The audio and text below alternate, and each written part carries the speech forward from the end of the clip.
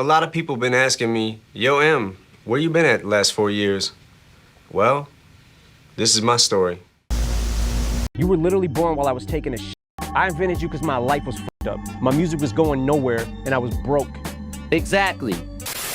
There they go, back in stadiums as Shady spits his flow, nuts they go. Kind of a double entendre, you know, like relapsing in the literal sense, which I've done, and relapsing back to what first, I guess, made me famous. I kind of wanted to take it back to those days. It's almost 4 in the morning and you're in a nightmare, it's horrible. Don't act like a snobby model, you just hit the lotto. Your pain, you feel mine, go inside each other's minds. But then I read somewhere you're not happy with it, you weren't particularly pleased with it. Now what does it take to make you pleased with something? If it's like the biggest selling rap album of the last... I can't tell you what it really is, I can only tell you what it feels like. I'm not afraid to take a stand. Catch me in my Mercedes, bumping ice, ice, baby, screaming Shady till I die. I want to take you to the world premiere of one of his new videos called Berserk. That fits makes it reminds you of them. Who is this guy? I feel like this record has already sucked away enough of my life force. Let's not beat around the bush. Remind me, Eminem. This sample. Does anyone like this song? Seriously. He said that if you want a porterhouse, you know what I'm saying, go listen to Revival. Y'all acting like I was giving y'all sliders. I'm like... He did a shit sandwich slider. He did. And he needs to stop lying. Yes, me and Mariah did have a relationship for about a good 6-7 months, but the fact that she denied that we ever had something, that's bad.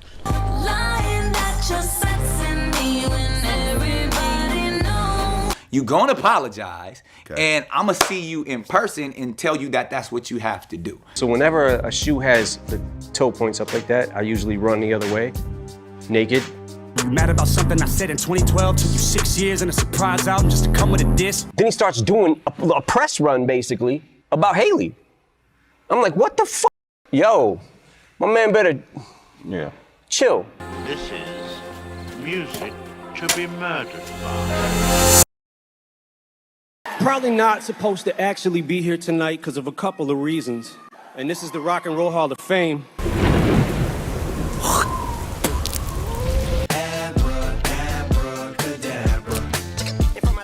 Yo, it's the guy from Fortnite. Everybody's looking at me.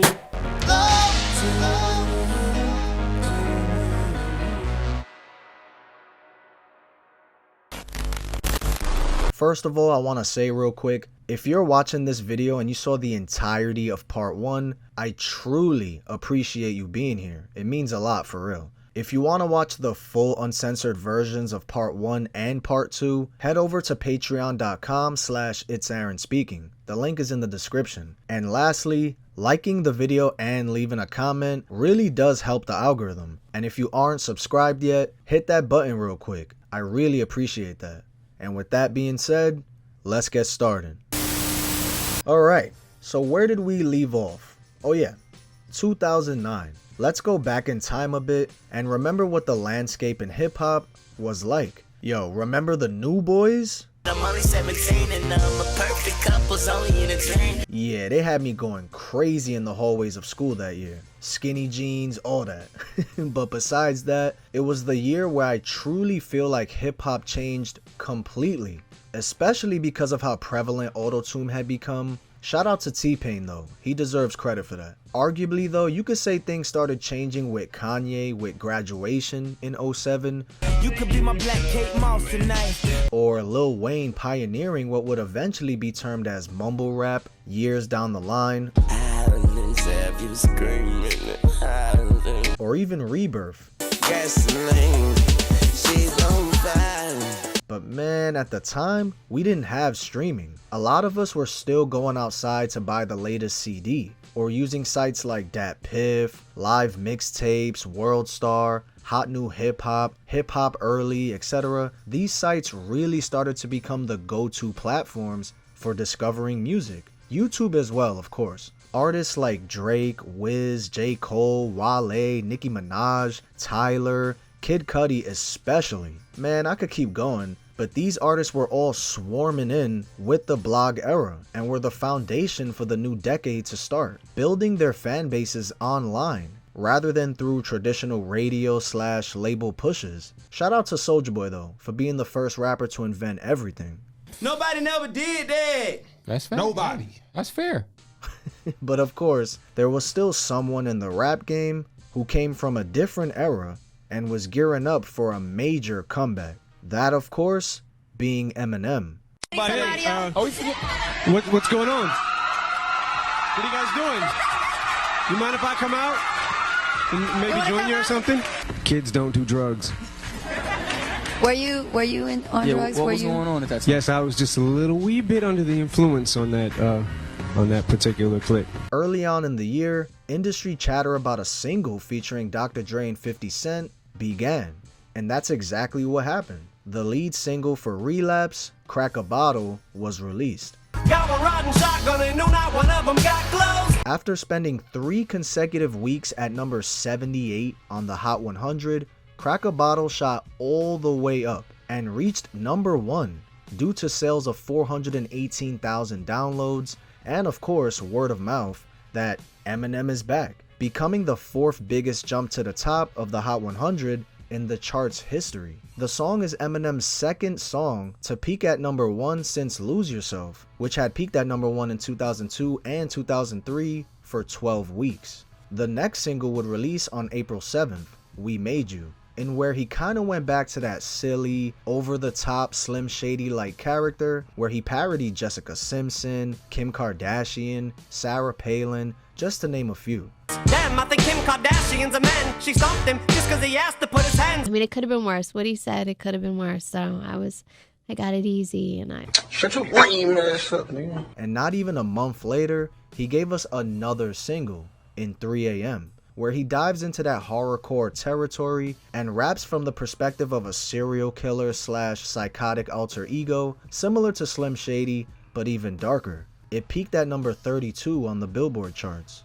My finger and swirl it round the bottom and make sure I got all of it. The following month in May, Eminem would finally drop his long-awaited comeback album, Relapse. And boy, is there a lot to say about this album. Executively produced by Dr. Dre, selling 608,000 copies first week, debuting at number 1 on the Billboard 200, and really cemented that Eminem could still dominate the charts after disappearing from music, despite how much the landscape of hip-hop had changed. But it wasn't all flowers and daisies. The album originally was hit with mixed reviews from fans and critics, with one of the reviews finding Eminem's wordplay, quote, wicked in the depths of its depravity, but felt that, quote, the overriding feel is of an album just too jaded, too joyless to truly count as a return to form. And personally, when this album came out, despite what people were saying about it, I was just happy we got some new material from him, despite what it sounded like, and I was just trying my hardest to love it. Even though deep down, I knew it just didn't feel the same like his earlier work, but I had to realize like, yo, he's older, he's not doing drugs anymore, so I get it. But the overusage of the high-pitched accents was kind of throwing me off a bit, although I did find it unique and very like Eminem, so I understood what he was going for. Hey mom, I know you're probably tired of hearing about my mom. I bet you he's faking it, I bet he probably just wants to see how upset you would get. So crack a 6-pack, sit back with some nachos, maybe some popcorn. The police constantly bugging you non-stop. I walk up on you, well hello Tanya. But I wasn't the only one who over time has come to really appreciate this album more. Despite the lukewarm reviews at its release, Relapse gained a strong cult following, and it's kinda considered by many Eminem fans as one of his classic albums. Mark Batson, one of the co-producers with Dr. Dre, said, and I quote, when we made Relapse with Eminem, it was not well received at the moment, but now it's considered to be a classic. That's how it goes. And Paul Rosenberg even named the song Underground as one of his favorite songs. Dixie cups, toxins, boxes of oxypads, enough oxycontin to send a knocks to rehab. Eminem himself has had some strong opinions towards it. For a significant period of time following Relapse, Eminem's opinion appeared to be a distinctly negative one.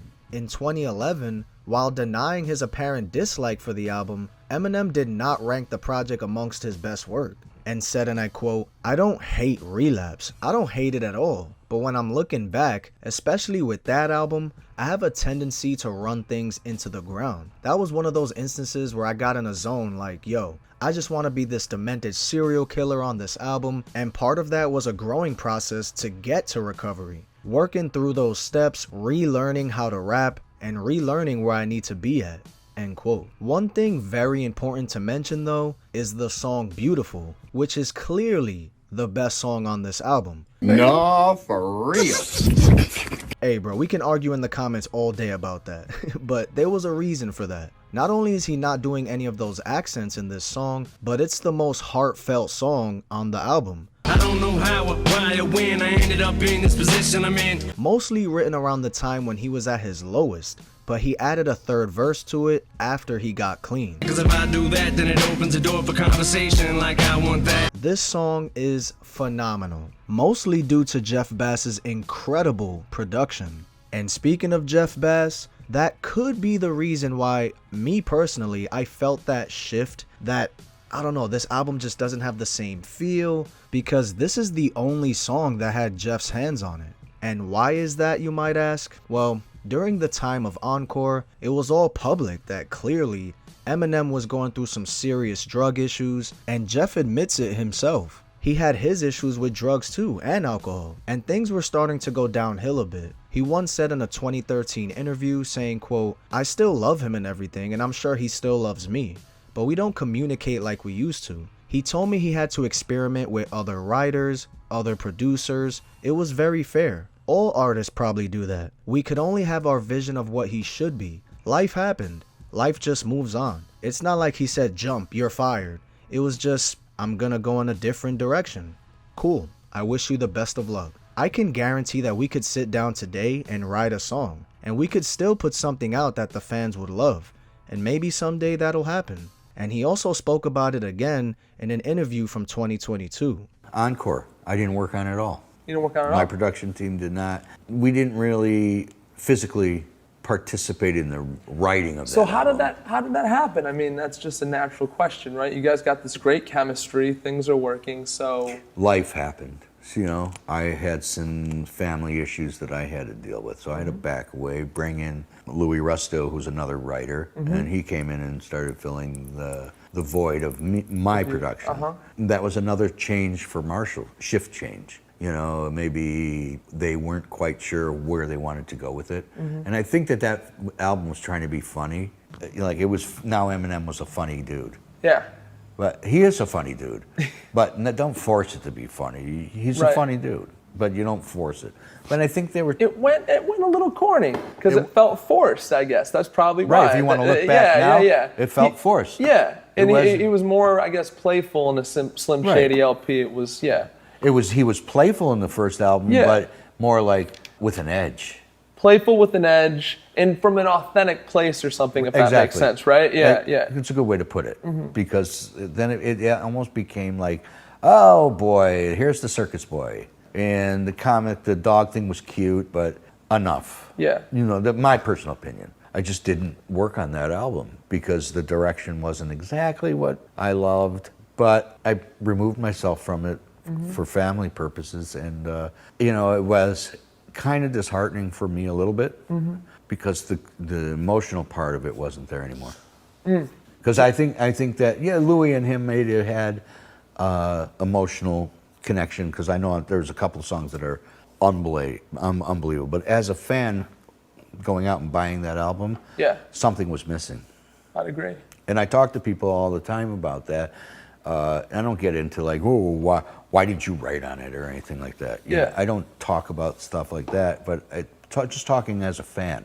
Sure. And they'll say what they didn't feel, and that hurt me because everything else up to that point you felt. And after that album was over with, we didn't quit. You know, we were writing songs, lots of songs. During the dark period. Absolutely. Yeah, right. How many songs do you think you did, by the way? You know, like over 50? I bet you there was 50 tracks. Yeah, wow. With probably half of those, 25 tracks, had lyrics, not full lyrics, maybe some partial lyrics. Then there was like maybe 5 to 10 songs that were completed. Okay. Really good shit that still the world has never heard. And they're really amazing But songs. he was in a dark place then, like we said, right? Yes. Which was publicized. Yes. And, he was a drug and addict. I mean, I don't know if he's doing his best work in that space. Probably right? not. His voice was You know, different. right. The last one of the songs that he did choose to use while he was intoxicated, those days that we were wasted in the studio, was the song Beautiful. Right. You could tell in his voice, if you're a fan of Eminem, you can tell in his voice something's wrong. So if you really get to, if you're a real fan of Eminem and you listen to Beautiful, listen to the tone of his voice. There's a sadness to it. So that was the last song that was a collaboration between him and I. And it's sad, but it is what it is. And, you know, people go like this, business, you know, artists. You guys had a long run together. Yeah, and like technically I was only supposed to do one album with him, and I ended up like 7 albums in. Now back to 2009 for a second though. Relapse stayed strong in sales, going double platinum in the US by the year's end. He would even announce that he wanted to drop Relapse 2 by the end of the year, but we all know that didn't happen. And some fans even to this day are foaming at the mouth to hear sessions from that Relapse 2 era. Something that did happen though was one of the biggest songs of the year, Forever. It may not mean nothing to y'all. All the way in Hollywood and I can't even act. But what should I scream for? This is my theme park. They've been waiting patiently for Pinocchio to poke his nose. Man, what a banger this was, bro. And what makes this song so nostalgic for me, I just think about me coming home from school listening to this on my iPod and just couldn't wait to play some Modern Warfare 2 and curse someone's mother out. Don't you guys fucking learn how to actually play the fucking game and talk? Shoot a gun, dog. Learn how to fucking shoot a gun. You fucking riot shield. What else do you want me to talk? Oh, riot shield. I'm a pussy that use riot shield. Oh, what do you want me to do? You tell me what you want Tell me what the fuck it is. Ah man, good times. Another thing that would release this year was 50 Cent's 4th studio album, Before I Self-Destruct, which featured Eminem on a track. And he's the average raps. I'm keeping the savage batch hidden the candle with bass. Instead of Relapse 2, what we got instead was Relapse Refill, releasing in December of 2009. I don't look like a millionaire, but I feel like $1 million bucks. Ladies, won't you fill your cups? Sucker, now I got you where I want you.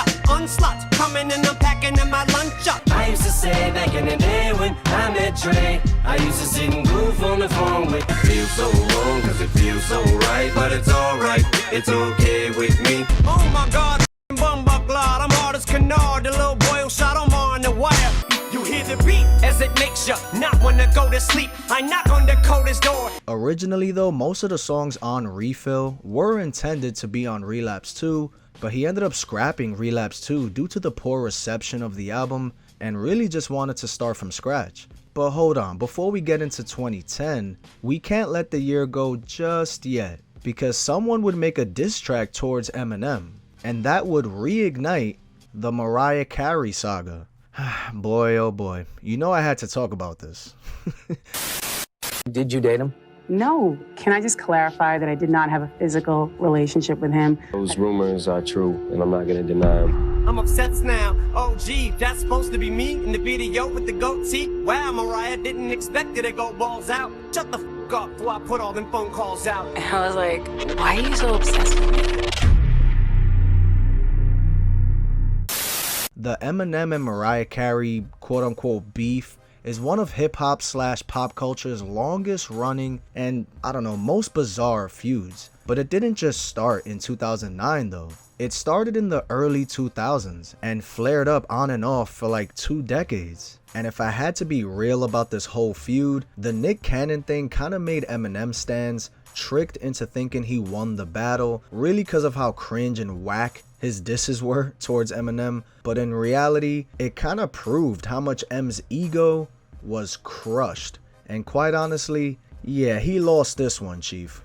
At the 43rd Annual Grammy Awards in 2001, like we all know, M performed with Elton John where they did Stand together with Mariah Carey in the crowd and was pretty impressed with that performance. Both M and Mariah recall that she reached out to M asking if he wanted to help her on her 9th studio album, Charm Bracelet. Even though he's not featured nor credited on it, M claims that the two dated for 6 to 7 months during this time, while Mariah was saying that their relationship was strictly just a friendship or professional. In May of 2002, when M dropped his album The Eminem Show, on the track Superman, he rapped, "What you tryna be, my new wife? What, you Mariah? Fly through twice." Superman featured Dina Ray on the track, who had previously collabed with M before, and when talking about her time working with M on that track, Ray claims that Mariah was actually supposed to be on that song. I'll give you a little fun fact. Mariah was the original vocal on Superman.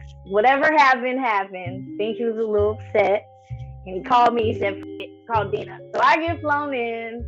Her vocal was actually the reference. I recorded there in the studio on his crib, and that's how Superman came about. But Superman wasn't the only song where M mentions Mariah. On the song When the Music Stops, he rapped, "What the F you take me for? A joke? You smoking crack? Before I do that, I'd beg Mariah to take me back." To me, it kind of sounds like someone who's just tight, that things didn't really work out. And of course, since the album sold over 1 million first week, rumors quickly spread, and everybody was assuming that the two were dating. And the rumors would be confirmed in a Rolling Stone interview in 2002 when M was asked if they were a couple. He says, "There's truth to that, but on the whole personal level, I'm not really feeling it. I just don't like her as a person." And later that year, Mariah was on Oprah talking about the rumors. What was going on between you and Eminem, if anything? Nothing. Look, I talked to him. I, have spoken to him a few times, whatever. But in terms of me having like an intimate relationship with men, I can name them all on one hand, and he ain't on the hand. She stood 10 toes down on that the same month on Larry King. How about Eminem? What about him? Do you date him? No. Where was that printed? That was printed everywhere. And you didn't date him at all? I hung out with him. I spoke to him on the phone. I think I was probably with him total of 4 times.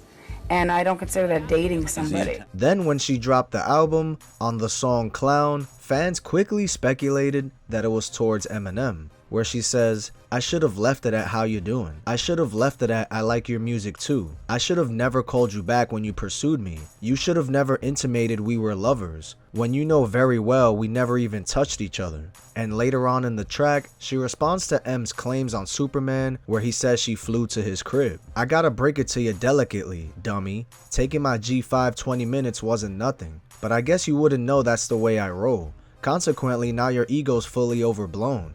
You don't want the world to know that you're just a puppet show, and the little boy inside often sits at home alone and cries, cries, cries, cries." She would continue to take shots at M during her tour in 2003. While she was performing the song Clown, a female dancer came on stage dressed in a blonde wig with a Detroit Pistons jersey on. And of course, since M is from Detroit and he's been seen wearing this exact jersey, it was clear she was depicting M as the clown on stage.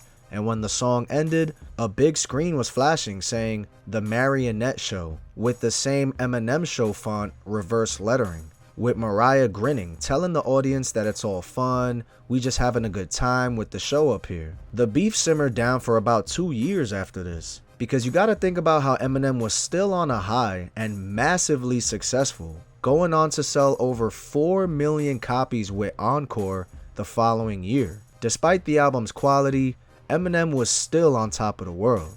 And shockingly, well, not really shockingly, because Mariah is a superstar in her own right, and a hit could spawn at any moment, but she would end up dropping her biggest song in basically a decade with We Belong Together in March of 2005. This song broke chart records and became her 16th Billboard Hot 100 #1 song. Bro, this song lasted 14 weeks at #1. Insane. Going on to drop her album The Emancipation of Mimi, which became her highest selling album in the US since 1995.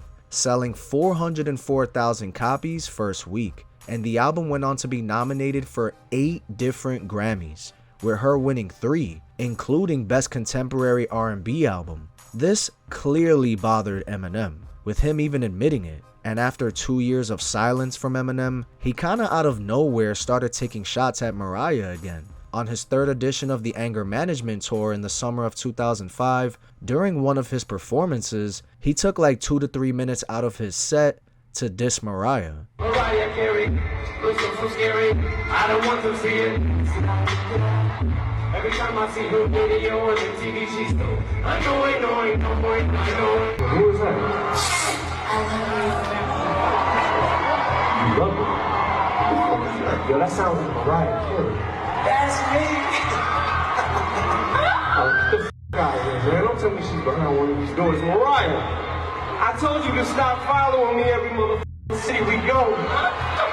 It's over between us. Remember you said there was never anything between us? Remember you said on VH1 or MTV or whatever it was that there was never anything between us, and you never flew just to my house at 5 o'clock in the morning and passed out on my motherfucking kitchen floor? What are you talking about?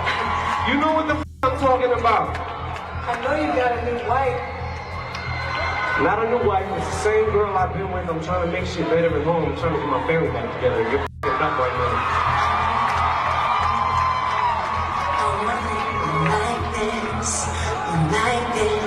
You like this. Oh my God, I'm sick. Mariah never responded, and in 2006, M would take things even further. On the song Jimmy Crack Corn, M says, "Meanwhile, your mind's on us, like mine's on Mariah, and y'all are just like her. Y'all are f***ing liars. But I'll keep f***ing you like I f***ed her, right in the ass with KY, yes sir." Crazy. Yo, honestly, I think for a woman, especially for someone that did things with him at one point, and for her to be even more successful than him, plus her denying they did anything, whether it's true or not, M probably felt like, yo, this is making me look so bad. It really just got under his skin, and he clearly couldn't just let it go. And years after this feud was supposed to be over, on the track Bagpipes from Baghdad, Eminem would mention her again, saying, "Mariah, what's ever happened to us? Why did we have to break up? Nick Cannon better back the fuck up. I'm not playing. I want her back, you punk. I mean, I really want you bad, you c***. Nick, you had your fun. I've come to kick you in your sack of junk." Later saying, "Nick Cannon, you prick. I wish you luck with the fuck." I mean, jeez. Nick responded to the track in a now deleted blog post saying, "I felt sorry for him because he must really be stuck in the past. Not only has his music not evolved, but also homeboy is still obsessed with my wife. The same female who wouldn't let him get to second base from 8 years ago." Nick could have just stopped here, but he just kept going. Then I asked myself, should I just go find this bitch and whoop his little ass? Most people don't know I'm nice in the ring and have been training in boxing and martial arts for years. That would just be childish and silly of me to bully this dude. I thought we got past the days where white men could spew vulgar obscenities at our beautiful queens and get away with it. This act of racist bigotry cannot go unnoticed. So Miss Marshall, I'm going to make you wish you never spoke my name and regret the ungodly things you said about my wife. You will now be known as the rapper who lost to corny ass Nick Cannon. M sarcastically responded to, and man oh man, this is where Mariah would drop a banger, come on, you gotta admit, with the song Obsessed. It's confusing, you're confused, you know why you're wasting your time. Where in the video she dressed up as a stalker, aka a stan, who resembled Eminem. And yo, when Gucci Mane hopped on the remix, I guess shout it, man, he don't got you no more. So just like Pinocchio, his nose gon' grow. Bro, that song was so hard and it's just so catchy. I remember bumping this track on my DSi back in the day. Good times. You know Eminem wasn't gonna let this fly. Literally just like 2 weeks later, M gives us one of his craziest diss tracks of all time with the song The Warning. Brutal. I'm obsessed now. Oh geez, that's supposed to be me in the video with the goatee. Wow, Mariah didn't expect it to go balls out. Shut the fuck up before I put all them phone calls out. Nick Cannon would try to continue the beef in interviews and diss tracks for the next like 10 years. I was ready for whatever, so I went looking for him. Ooh. I called managers, so I was like, look, if he want to get on the phone, if I need to come to Detroit, like what is it? Like, cause you done disrespected my wife, and this is I gotta show my wife I'm a man. But one, it got, he said my name. I'm like, look, I know I ain't gonna be. I said that I know I'm not gonna be able to out rap you, but I will whoop your ass. And those were the exact words. But Eminem mostly ignored him. And when I tell you those diss tracks, not even worth listening to unless you want to die laughing. They were terrible, with 50 Cent even coming at Nick about it. The only thing that makes him look corny is his rapping. Yeah, I don't know why he's so passionate about it. Like what the hell's going on? Bro, look, you suck, bro. You suck, bro. I'm gonna just tell you the truth. Like, there's never a moment where you said something and we was like, ooh, bars. So yeah, all in all, I would say Mariah won this whole saga, whatever you want to call it. But in terms of Nick Cannon and them, yeah, nah. That, I don't even know what he was thinking, bro. And right before the year ended in 2009, Lil Wayne and Eminem would collab, I believe for the first time ever, in the song Drop the World. Man, it feels like these walls are closing in. This roof is caving in. Not only are you our boss, but you're also the best-selling artist of the decade. Did you even know that? I kind of knew it. You kind of knew? Okay. Yeah, I had a little inclination. All right, some people are like, he probably doesn't even know that he's, sold all these albums. Nah. They when that happened or whatever, it was cool because we took a picture with the plaque or whatever. So okay. I don't know if you know this about me or not, but I'm kind of a big deal. Oh, I've heard. I don't know. Yeah. But ask about me. Now we're in 2010. And M was working intensely with producers like Just Blaze, Boy Wonder, Alex the Kid, Jim Johnson, and others, instead of mainly Dr. Dre like he did on Relapse. And despite all the speculation about a Relapse 2, Eminem put all the rumors to rest when he tweeted this: "There is no Relapse 2." Then following that up with another tweet saying "Recovery" and a link to his website. Hey, it's Vince with Eminem's new album, Recovery. You're gonna be clapping when you hear Eminem rapping. Now look at this. MP3 players are boring. Stop having a boring life. With Eminem's Recovery, you'll use it in the house. Cadillacs the bills, cook the bills, bring Ted rims, yeah, stupid whales. You'll use it in the car. Everybody, come take my hand. You can also use it at the beach. Walk this road together through the storm. And at your dad's funeral. Now, you'll have an exciting life. The Eminem CD has dozens of uses. Cuts razor-thin slices. Perfect. You can cut Eminem's Recovery in half. Use one to slice and one to chop. Tacos, burritos, steak bone, ice cream cone, silicone. And I like mine real, so forget about it. Eminem's Recovery is great for catching some rays at the beach. Use it as a coaster. Even use it for stress relief. Have fun with your pets. Put it on your hose, or put it on your other hose. So we're gonna make America hipper again, one song at a time. I love spending my afternoons enjoying Eminem. When I was a little girl, my mother would give Eminem. And now as a mother with children of my own, I love to share Eminem. my kids. I'm not afraid. Yeah. Buy Eminem's new album Recovery. It stores June 21st. Side effects may include a better appreciation for rap, happiness, oily anal discharge, parents telling you to turn it down, UFOs, and lots more. Ask your doctor if Eminem's Recovery is right for you. Call now. Now with a completely different direction in mind, M is officially gearing up to drop his next album, Recovery. How does it feel being Eminem right now, brother? Right now? Yeah. It feels good to be me. That's dope. Yeah. At one point, did it feel a little different? Like a little... There were times where it didn't feel good to be me. Really though? What about album-wise, man? Getting back in, doing Recovery. Like, you seem like a person that doesn't have to do music. Like, it seemed like you got enough... And I don't even mean money, but just enough in the catalog or enough to just say if you wanted to walk away, you could walk away. What made you so-called walk back to the business? I mean, I never really left the business. Right. I am the type of person that does have to do music. Right. Like, this is my passion. This is what I'm so passionate about. I don't know how long I'm going to keep doing it for. You know what I mean?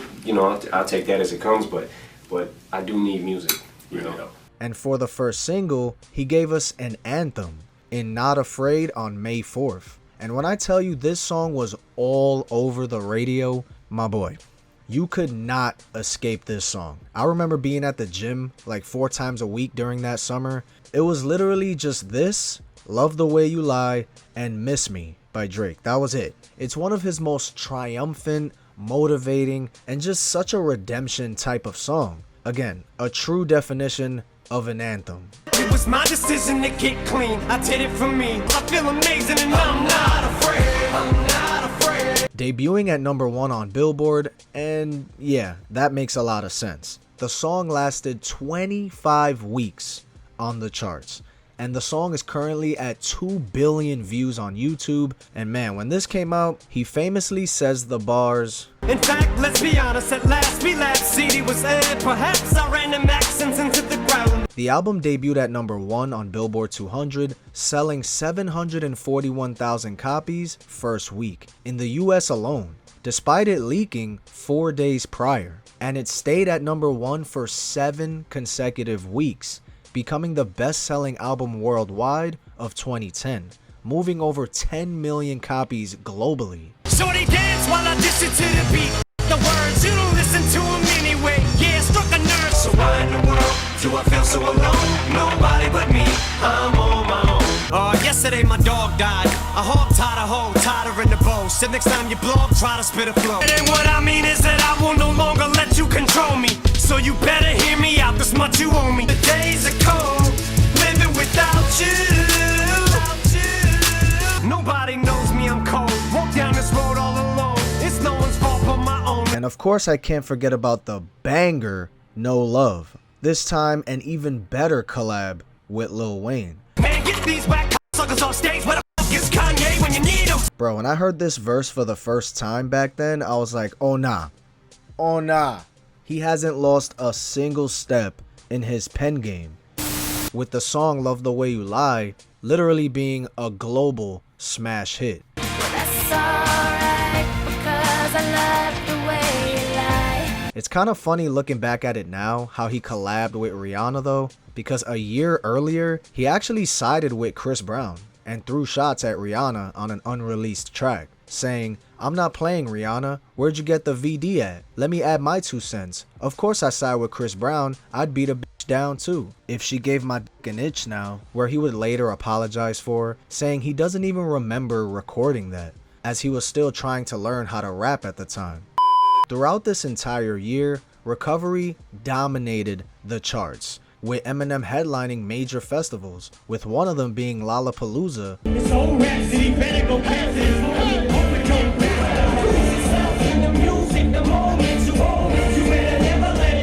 He performed across Europe in a bunch of different festivals and had his first major tour since his comeback. He performed at the MTV Europe Music Awards, winning Best Hip Hop Artist. Other EMA winners tonight, Best Hip Hop, Eminem. I just want to say thank you to all the fans, to everybody who voted for me. And I apologize that I couldn't be there in person right now. As you can see, I'm locked down in the studio, the Slaughterhouse, and also 50 Cent working on their record. So we're trying to finish that up and bring more hip hop. And Recovery was named Billboard's Album of the Year for 2010. Not only that, iTunes named him Artist of the Year. He was crowned Artist of the Decade for the 2000s. Man, what an accomplishment, considering where he was just a few years prior, regaining the throne as hip-hop's #1 artist and one of the top global music stars, cementing his comeback as not just a nostalgic return, but as a relevant, evolving artist. Man, personally though, if you guys don't know me, I've been to hundreds of shows, damn near, and one show that I regret not going to, because back then I didn't even fathom the concept of going to a concert as like a thing to do, but the 4 shows that Eminem and Jay-Z did together, oh man, talk about legendary. And each of them did like 35 songs each. Insane. These are literally the 2 rappers that I have yet to see live, believe it or not. If you were at these shows, please let me know in the comments so I can envy you. Like, bruh, I'm so jealous.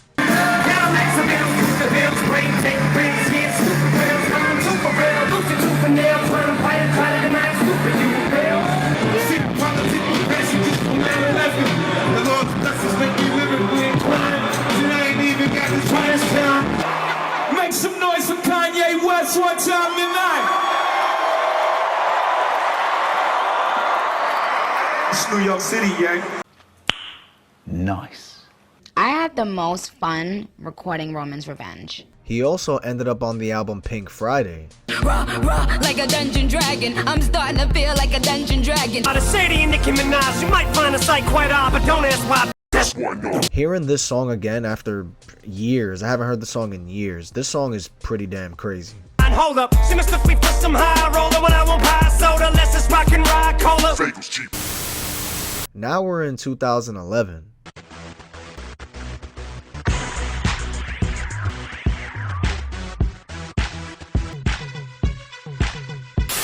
Chance, I was thinking about buying you some clothes, but Target was closed, so I decided to mosey on over to Kmart with the doze. I sit into the wee hours of the night, and we don't stop until the sunlight. Cause y'all already said it all, I think I'm running out of cliches. I'm getting writer's blocks. Cause I took it through the drive-thru and made you pay the tab. Girl, I'm so cheap, I can turn your Happy Meal sad, you loco. He started the year high on Recovery's dominance. It was still on top of the charts worldwide. And news dropped that Eminem had received 10 Grammy nominations, more than any other artist. And the Grammy goes to Recovery!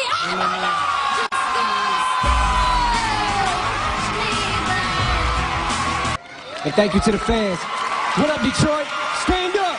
He also appeared in a Super Bowl commercial. I get asked to do commercials all the time, and I always say the same thing. First, I need some hot chicks. Second, we film at my house, so I ain't gotta go anywhere. Damn, that is pretty good. But I got one final demand. No, we can't change the name to Eminem's Yo My Bring It My Bitch Num Mother You. Nice! See? That's why I don't do commercials. At the Grammys though, he performed Love the Way You Lie Part 2, I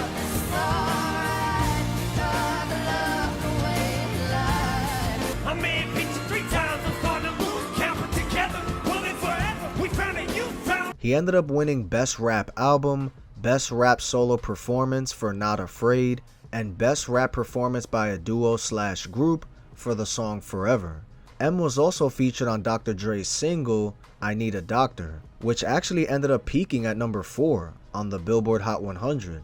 Breathe new life in me, I owe my life to you. Before the life of me, I don't see why you don't see like I do. News leaked that Eminem and Royce were officially reuniting as Bad Meets Evil, dropping an EP later in the year, and fans were super hype because this was their first major reunion since their fallout in the early 2000s. In May of this year, M and Royce announced the EP title, Hell, the Sequel, set for June, also dropping their first single, Fastlane, really showcasing their chemistry with fast and witty bars. This song is fire. I'm armed till I'm on an island. My life's riding on an autobahn, on autopilot. Daily, catch me in my Mercedes, bumping ice, ice, baby, screaming Shady till I die. What brought you guys back together? That's the important part.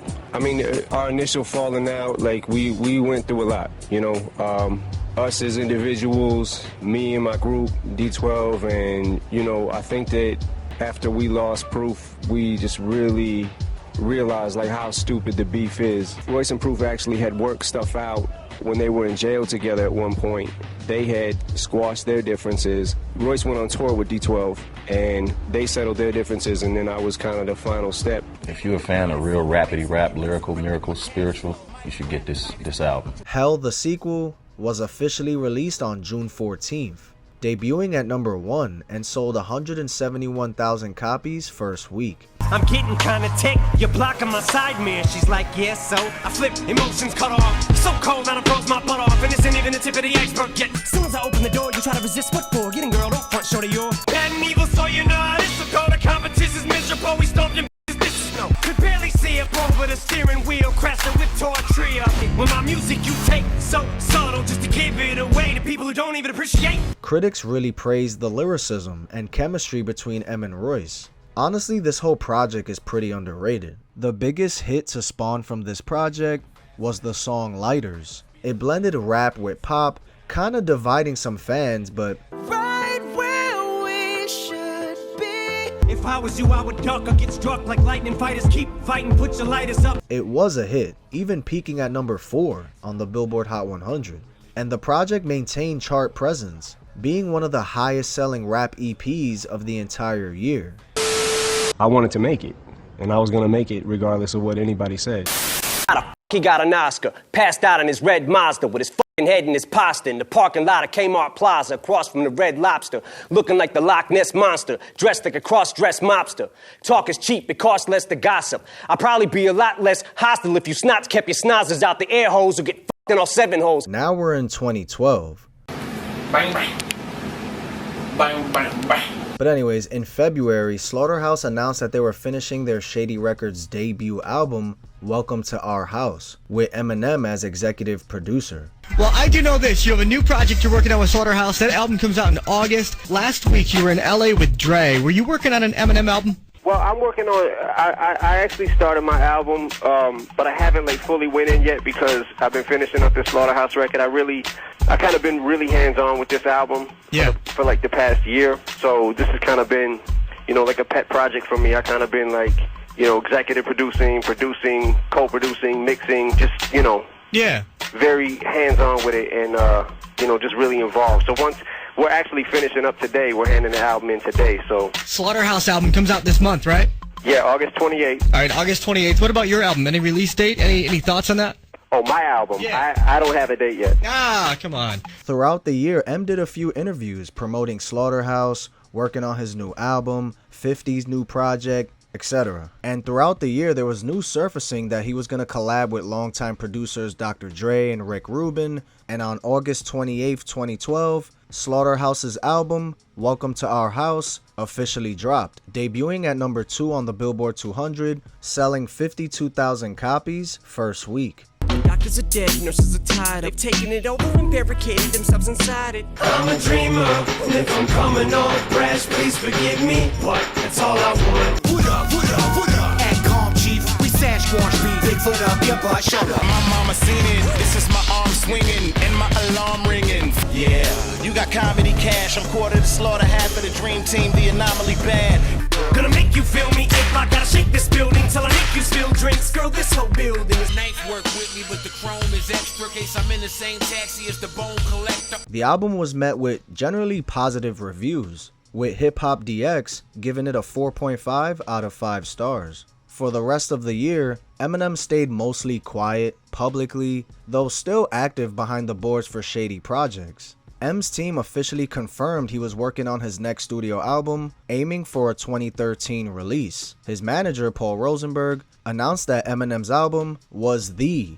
top priority. But yeah, man, the features he did this year, pretty damn fire if you ask me, and kinda underrated. a wife beaters and my Nikes on, and a white tee over that iron mic. Looking fly tonight. A mixture of Stifler and Urkel, hanging from the light fixture. I hope the pricks are insured for this building, cause we're tearing it down. But odds are I'ma end up in the back of a squad car by the end of tonight. I'm a rock star, she's distracted by my reflectors. Man, I can tell this chick's attracted. My wheels spoke to her. One of your eye sockets, cause I thought you might find me fucking see. That'll teach you to go voice in your cocks looking up in your enemy. I feel like 2011, 2012 Eminem doesn't really get talked about enough. It's mostly just like his projects, you know, Recovery, then straight to his next album. But a lot of people glance over these 2 years, because I have heard people say in person, as well as places like Reddit or on social media comments, that M should have retired after Recovery. And it always had me thinking like, should he have though? 2011 and 2012 was pretty solid in terms of his verses and whatnot, and 2013 being a very solid year for him. But yeah, correct me if I'm wrong though. I even saw this video from NFR Podcast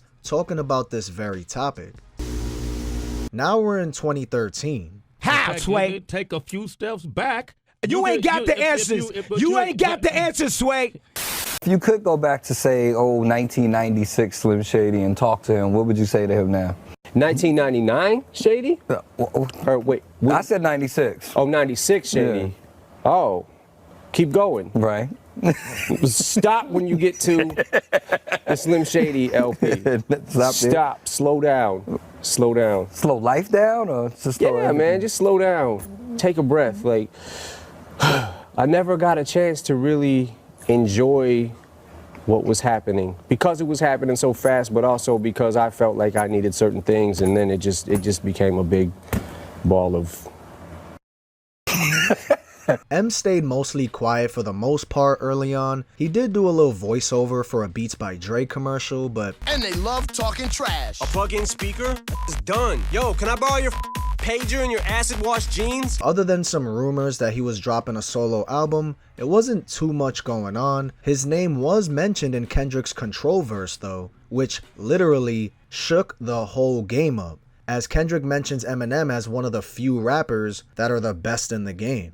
Eminem, Andre 3000, the rest of y'all, new niggas, just new niggas, don't get involved. In the summer, he did headline a few festivals overseas. In September though, during the MTV Awards, a commercial was aired teasing Eminem's new album, The Marshall Mathers LP 2, executively produced by Dr. Dre and Rick Rubin, with a November 5th release date. On September 9th, Eminem released Survival, the first promotional single, which was tied to Call of Duty Ghosts. It debuted with the video game trailer, Wasn't ready to be no millionaire, I was ill prepared. then later getting its own music video featuring in-game footage and Eminem performing. Another anthem, why stop when it doesn't have to end? It ain't over till I say it's over. On October 14th, Eminem released the official lead single, Berserk, produced by Rick Rubin. Shout out to let's bring it back to that vintage Slim. The single climbed the charts quickly, debuting at number 3 on the Billboard Hot 100. And here it finally arrived, one of the most anticipated albums of 2013, the Marshall Mathers LP 2. I'm old for the way that you turned your back on me just when I may have needed you most. Michelangelo with a paint gun and a tantrum about to explode all over the canvas. You went there looking for me, boo, that excuse is too lame, keep playing me. And if you fall, I'll get you there. I walk around like a space cadet. Place your bets, who's likely to become a serial killer? I'm in a strange place. I feel like Mace when he gave up the game for his faith. Something's burning, I can't figure out what. If all my people from the front to the back, not back, not. Mom, I know he's not around. Well, that's not fair. Debuting at number 1 on the Billboard 200, selling 792,000 copies first week. One of the biggest debuts of the decade. The album itself has been so well received by everybody, including, you know, fans right across the world, because in my opinion, listening to it now, it's kind of the perfect combination of the venom and the danger that existed on the first record, but also what you've been through and what you've learned in the last sort of 5 or 6 years too. It's kind of like a combination of the two. Is that fair, do you think? Like the first album that feels like it's slightly grown up, but also is going back to some of those subject matters and dealing with that stuff. It's grown up and down. Yeah, grown exactly. down. Yeah, I mean, you know, some of the themes and topics and things like that are revisited on this album, but at the same time, I feel like it's kind of a 2013 version. You know, all my albums, I think, for the most part, pretty much tell where I'm at, you know, on each one at that time period or whatever. So this is kind of like, there's a lot of reflecting and things like that back on everything that was happening during that time, you know, and it's kind of like me reflecting on it and getting to the point where I am now with it. The idea of a sequel to the Marshall Mathers LP came about after Eminem recorded a handful of songs that reminded him of his earlier music.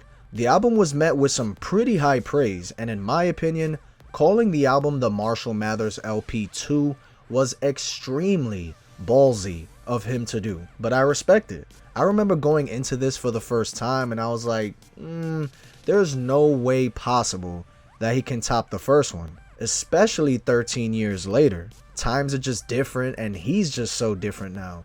But safe to say, he did a pretty damn good job in creating a solid album. It's not even close to the first one, of course, but it still holds its own, with this album being in a multitude of top 2013 album lists. And I definitely remember Rap God being a huge song, and everyone talking about how fast he was rapping, and Monster being a massive hit. Trying to recreate the magic from Love the Way You Lie, and you could go back and forth on which song you think is better, but yeah, me personally, I'm not a huge fan of his poppy, mainstream kind of songs, but that's just me though. I get why he did it. Clearly it works. It charts high and they become bigger than just rap. He wants your grandma to be singing along to these, you know what I mean? It was a #1 hit for a whole month.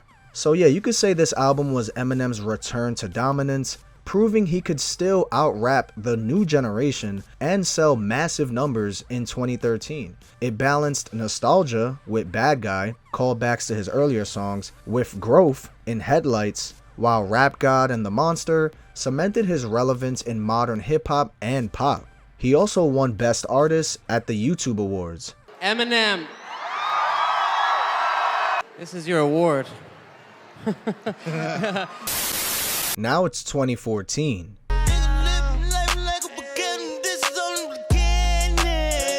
And Eminem would receive a Grammy nomination for the song Berserk, where he did end up losing to Macklemore's Thrift Shop. Trash. M would end up going on a mini tour with Rihanna this year called the Monster Tour. Reef here. Yeah. I'm in a secret location in the bowels of MetLife Stadium. That's f***ing disgusting. And I'm here with the Bowel Master himself, my boss, Marshall. Thanks, Hi. man. I take a lot of pride in that title.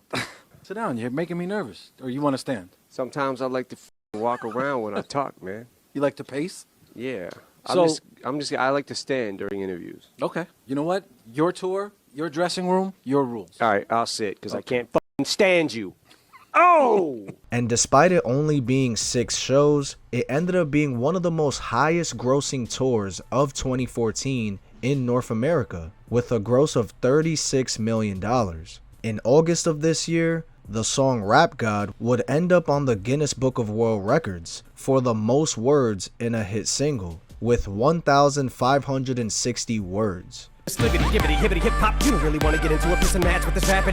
In September, Eminem began teasing a Shady Records anniversary project, later revealed as Shady X5, which stands for 15. Mainstream appeal with the skill is what made me. You listen before they called Shady. I was daydreaming one day I would. And in November, this hip-hop compilation album performed by various artists of Shady Records would be released as a double disc. Just to pop him and wallow in fumes, I feel him tight, I gotta get looser. Charter, whose life could be harder, widely regarded, highly bite me, sweetheart, I'm slightly retarded. Playing hangman, I'm sick of playing these games, I can't handle this heartbreak. It's making me wanna blow up my brains like birthday cake stuck on the fence of the balance beam. If I seem unbalanced, challenging, when my conscience allows me to think the most foulest, childish. When I say, you know good, all you are to me. Try to argue it was only entertainment, dog. Gangster? Nah, courageous balls. The album was released in honor of the label's 15th anniversary and as its 15th project, excluding Eminem's solo releases. The project would end up debuting at number 2 and sold 138,000 copies first week. Eminem closed out the year by solidifying his role not just as an artist, but as a label boss / curator, really highlighting 15 years of Shady Records. Yeah, or you know, when I say things about gay people and people think that my lyrics are homophobic, you know, it's because I'm gay. When I rap about violence or, you know, it's kind of about me just, you know, confronting it. What did he just say? Wow. Can we play this? What did he just say? Did he just say gay? We're preaching the book. That's what I'm saying. Gay? Em, let's just back it up a moment. You just said that you were gay? And I'm just curious what you meant by that exactly. I mean, I'm gay. I'm just a little confused here because gay can mean a lot of things. I am a homosexual. Meaning? I like men. What the f just happened? Now we're in 2015.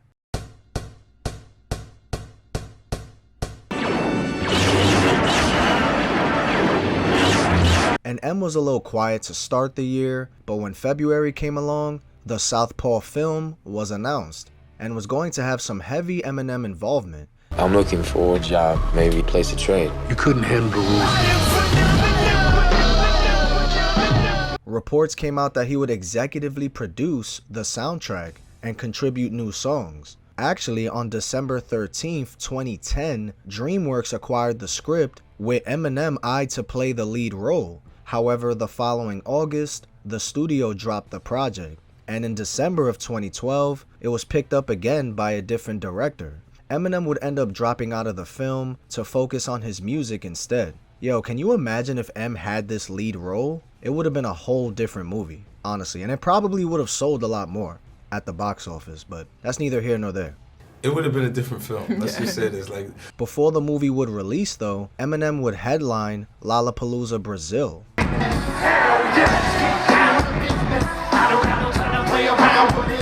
Shady Records artist Yellow Wolf would drop his album in April, and Eminem was featured on it.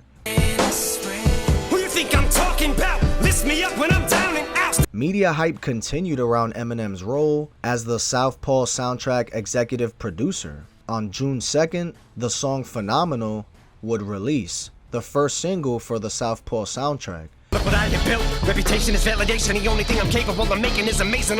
It was a motivational, aggressive rap tied directly to the character's arc in the movie. This song really became a workout anthem, but it did draw some mixed reviews as some fans said it felt too overproduced. Then on July 10th, the song Kings Never Die would release, a collaboration with Gwen Stefani, who actually always wanted to work with Eminem.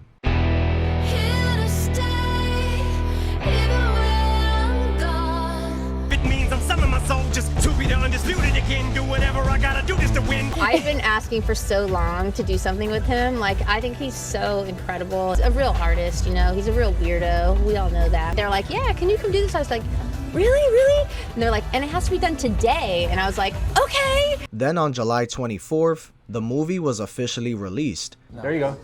You sit like that, I'll sit like this. We just do the whole interview. This film had the potential to be special, and I think it really is. Like, I always want to do stuff that, when we're doing stuff for music, that fits it reminds you of who is this guy?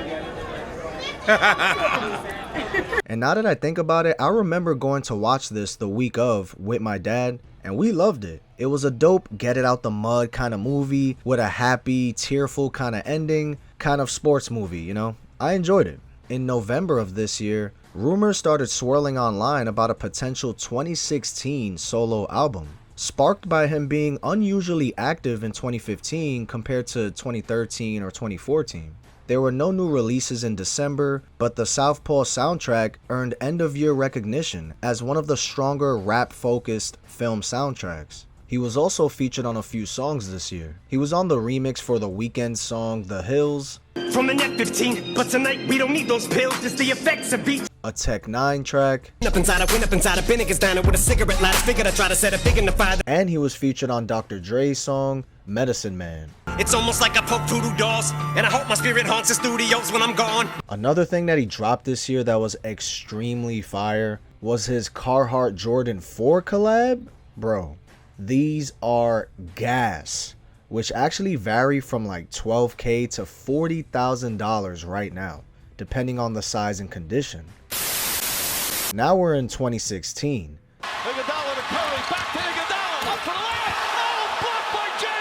And some would argue this is one of the greatest years of all time.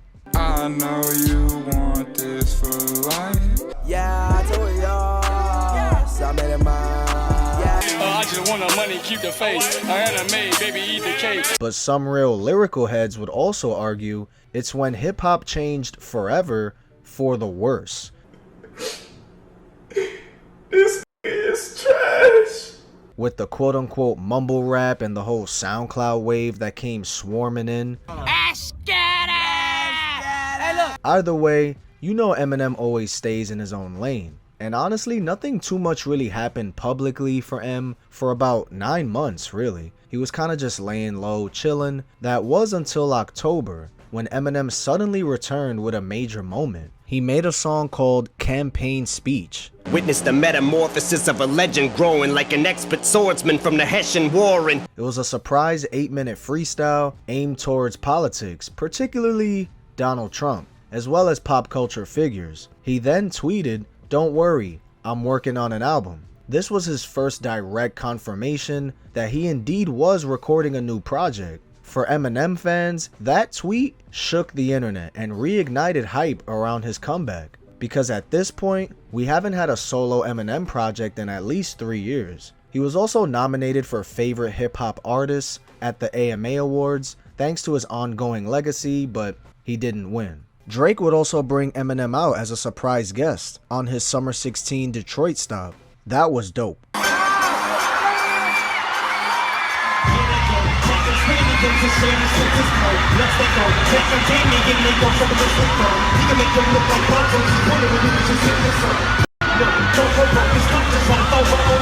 Detroit, make some noise for the greatest rapper to ever get on a motherfucking microphone. He goes by the name of Eminem. Legendary tonight. Now we're in 2017.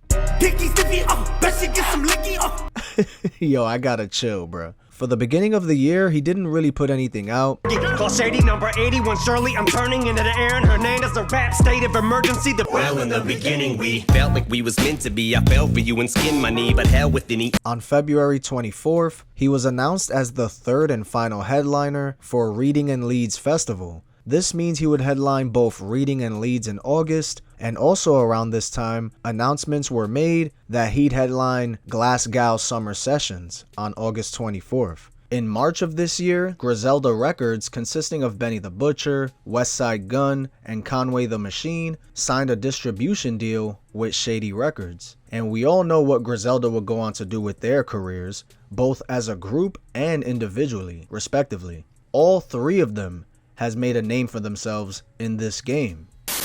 Eminem also executively produced the film Bodied. It was kind of a battle rap movie directed by Joseph Kahn. Now let's fast forward to October 10th. He delivered a freestyle called The Storm at the 2017 BET Hip Hop Awards, strongly critical of Donald Trump. Should I drop it on Donald Trump? Probably not, but that's all I got. And we love our country, but we hate Trump! If it's gonna divide my fan base, then so be it. You may divide some people, but you're also gonna bring a lot more people together. Maybe I could take this opportunity and this platform I have to be somebody that could inspire change. Addressing political issues and calling out his fans who supported Trump. And in late October, his manager, Paul Rosenberg, posted on Instagram a photo with a billboard/poster for a fake drug called Revival, which included the backwards E in the logo, sparking speculation about the album title, etc. Revival in no way affects sweaty palms, weak knees, or heavy arms. Get Revival.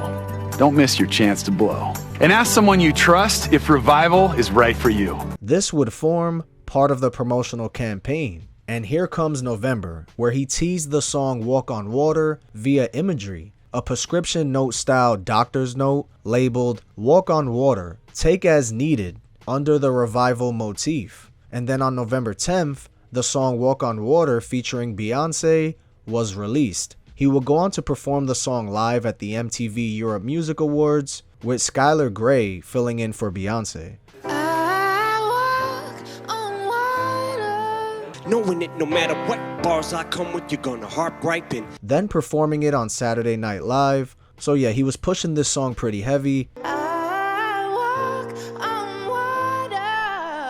The bar I set, my arms I stretch, but I can't reach. And on November 28th, he officially announced that Revival, his 9th studio album, will be released on December 15th, 2017. On December 5th, he revealed the full track list for Revival, which included a bunch of features. Beyonce, Ed Sheeran, Alicia Keys, Skylar Grey, Kehlani, Pink, and some others. 2 days later, the album cover was released, projected onto a Detroit building. Also, the promotional single Untouchable was released. Then we wonder why we see this side of you. Probably coming from the dope house. And then, like he promised, Revival was officially released. Let's talk about Revival. First of all, this album cover, ass. Boy, oh boy, was this album crapped on, and that's to put it PG. I remember bumping this album on my way to college and just being like, I don't know, man. For the most part, this ain't it. And I'll tell you what, man, when Revival dropped, the reactions were extremely mixed to negative, particularly from critics, though fans were kind of split. But even the greatest of MCs can have their slip-ups. This one was a huge. I debate, and many people hate Encore, many people hate Relapse, but I feel like this album and Recovery, but I feel like this album is worse than all three of those albums. Maybe one of the most abrupt and horrendous transitions I have ever heard. Eminem transports us from the touching opening track to the rest of this god-awful album. And he starts off this descent into madness with the song Believe. God, this song fucking sucks. So, I just got done listening to Eminem's new album, Revival. Everybody at Interscope needs to be fired. Who the thought this was a good idea to release? Today's video is a very, very hard video for me to make. This is gonna be an epic Eminem rant. Revival was trash. I want to show some respect to Eminem because he is a dope artist. In my book, the best.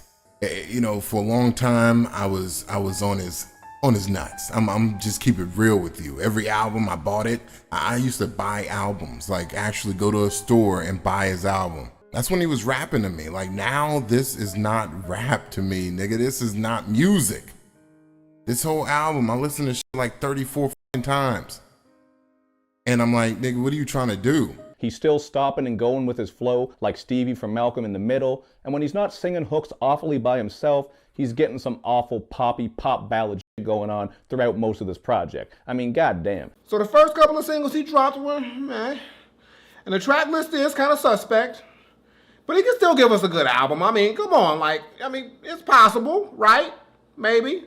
Please. I have to admit, he's seen better days, y'all. I mean, he really has, and it's been 4 years since his last project, so now we gotta see what he's been cooking up and working on, and he brought us some new shit, and let's just hope it's some good shit, because it ain't been good lately. Following here, we have the one and only Revival.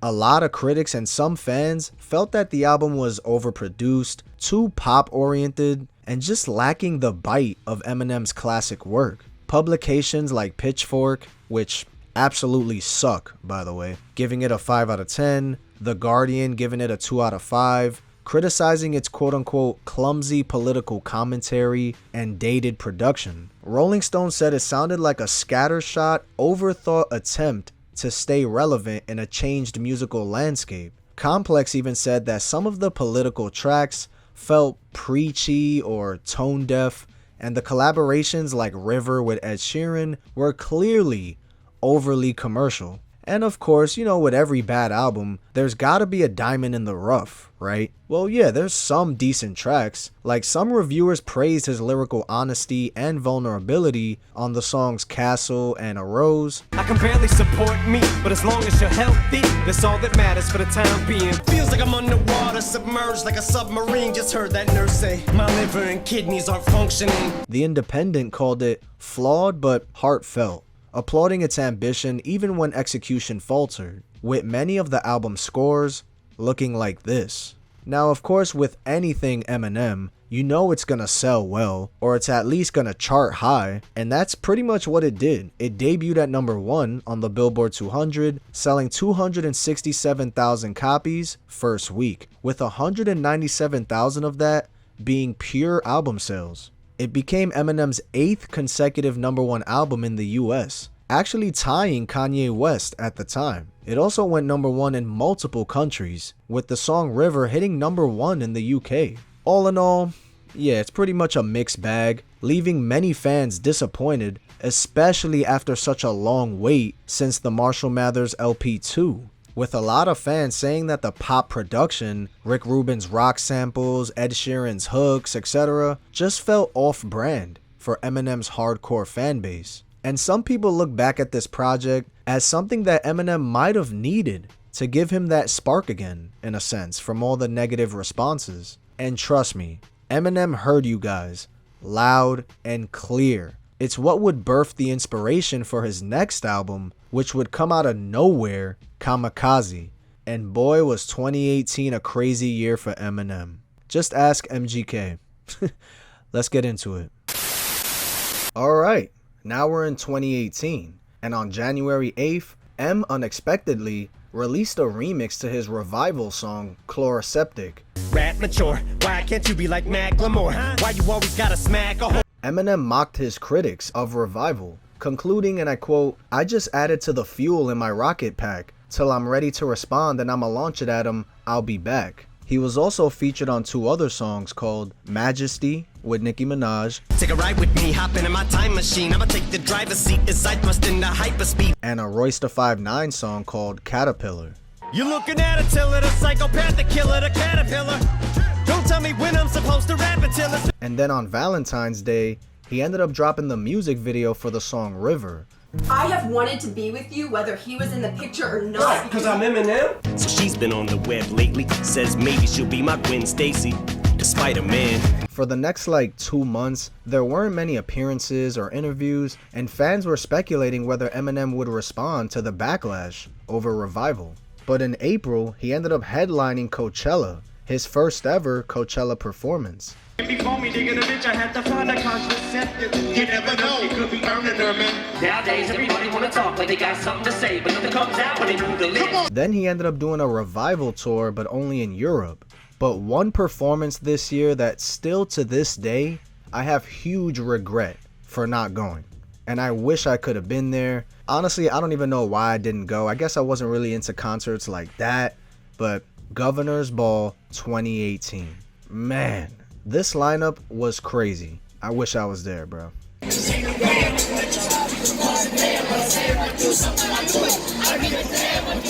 But during some of his performances, fans were starting to notice that Eminem was freestyling or reworking some older bars live, fueling speculation that he was quote-unquote mad again and working on something darker.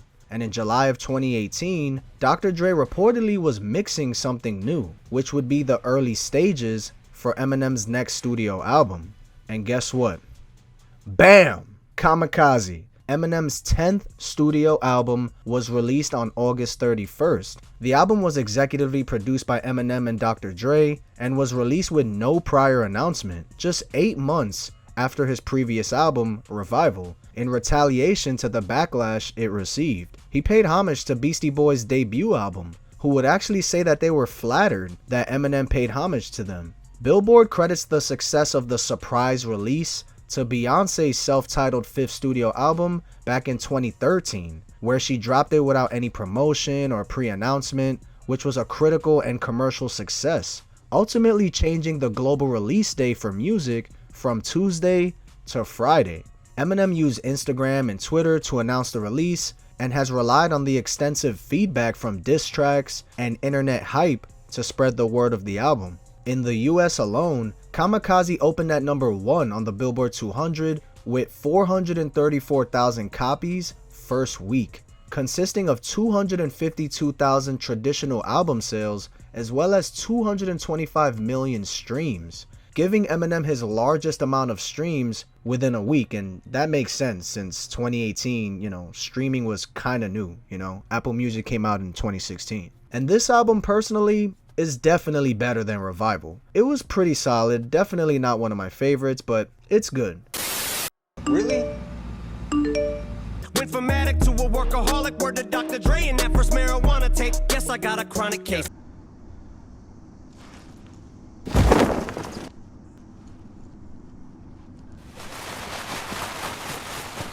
Somewhat uncomfortable winning. I wish I could say what a wonderful feeling. We're on the upswing like we're punching the ceiling. Suck my d- You fucking suck, man. Suck my d- But we both were jilted a couple of times, so we had a slippery slope. You say we're cut from the same cloth, but I guess you fabricate, eh? You better bring more men than the Latter-day Saints. If I press the issue just to get the anger out, full magazine could take staples out. The song Venom would be pretty big for him this year too, because it was the main song for the film. Knock, knock, let the devil in, malevolent as I've ever been. Which was also a fire movie, I might add.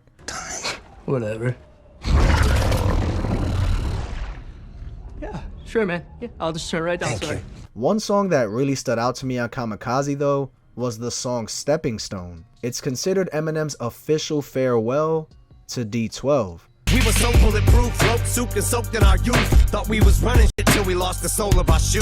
It's not a diss, it's more of a somber, reflective track where he takes responsibility for the group's downfall and acknowledges that D12 will likely never reunite as an active unit. The title Stepping Stone symbolizes how D12 became a launching pad for Eminem's solo career, even if that wasn't his intention. He admits he feels guilty that his fame overshadowed the group and ultimately caused its stagnation.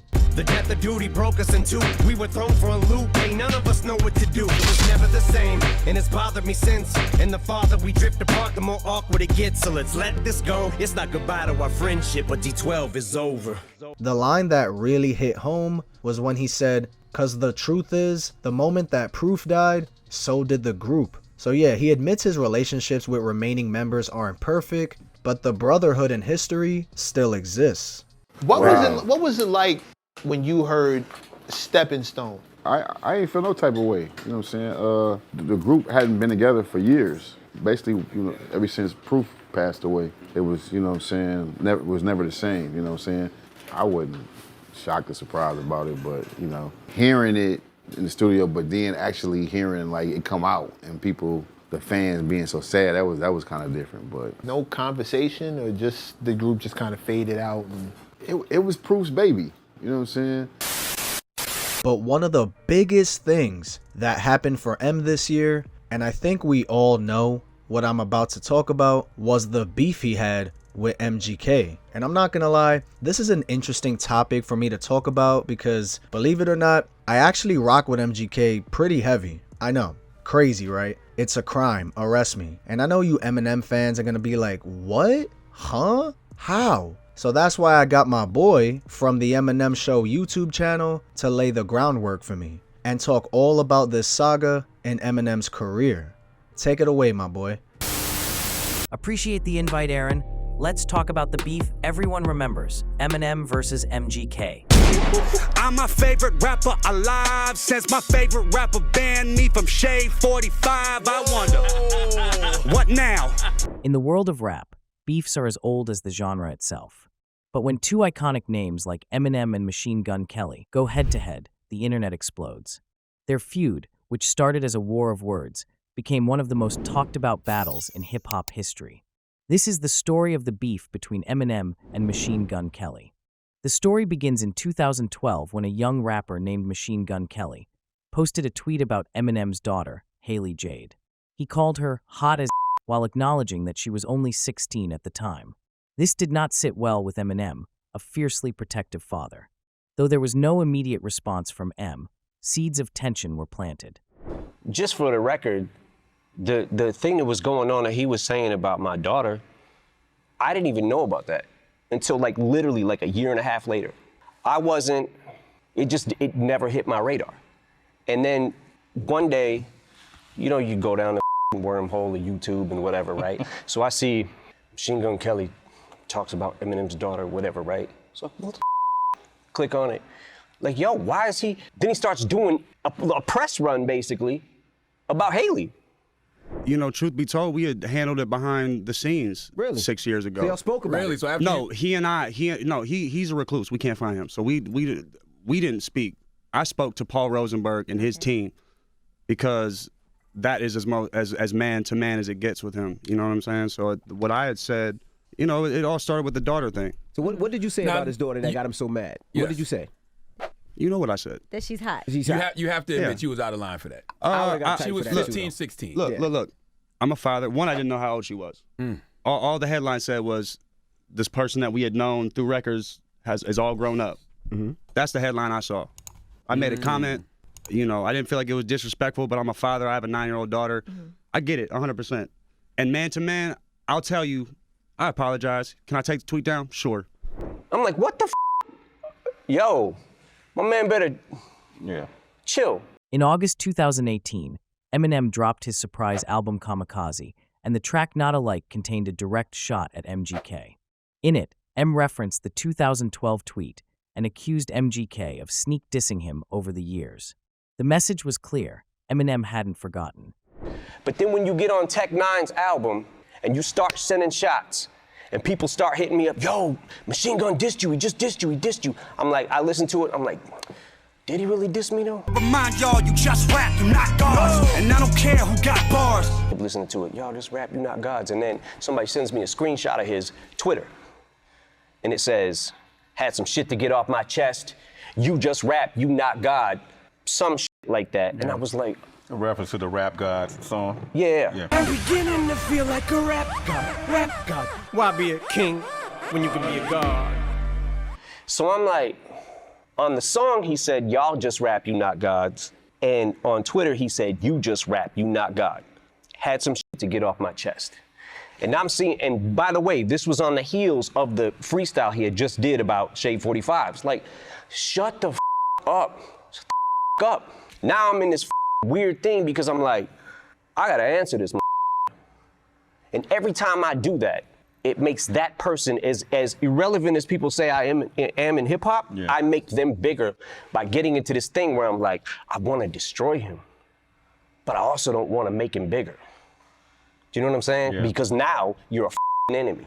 Eminem took the opportunity on Kamikaze to respond with some hard-hitting lines directed at MGK. But next time you don't gotta use Tech 9 if you want to come at me with a submachine gun. You know, I know you're feud about with Eminem. Was Eminem a hero to you? Because yeah, for sure. The guy's a great rapper. Does it personally pain you that you have this feud with this guy? I don't feel any type of way about it. I mean, I'm like asleep in my tour bus. This guy drops an album with like 3 songs consecutively talking about me. What the thing I'm gonna do? Just you know what I mean? Like roll over and go back to sleep. Get the out of here. You're not gonna hoe me. So no, like I'm like I said what I said, and you know, respect the fight. That's it. Rumors swirled that Eminem had quietly blacklisted MGK from his Shade 45 radio station and other platforms. MGK, feeling the pressure, mentioned in interviews that certain figures in the industry were preventing him from growing. He mentioned it in his response song, Rap Devil. You know, that let's call Sway and ask him why I can't get on Shade 45. Let's call Sway, ask why I can't go up to Shade 45 because of you.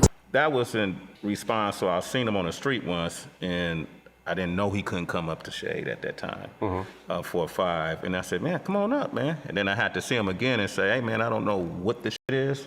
Yeah. But until that gets cleared up, there's no way I can have you on there. Yeah. What's the shit with that? What happened? Well, the shit is, first he said, first when he said, I'm the greatest rapper alive since my favorite rapper banned me from Shade 45 or whatever he said, right?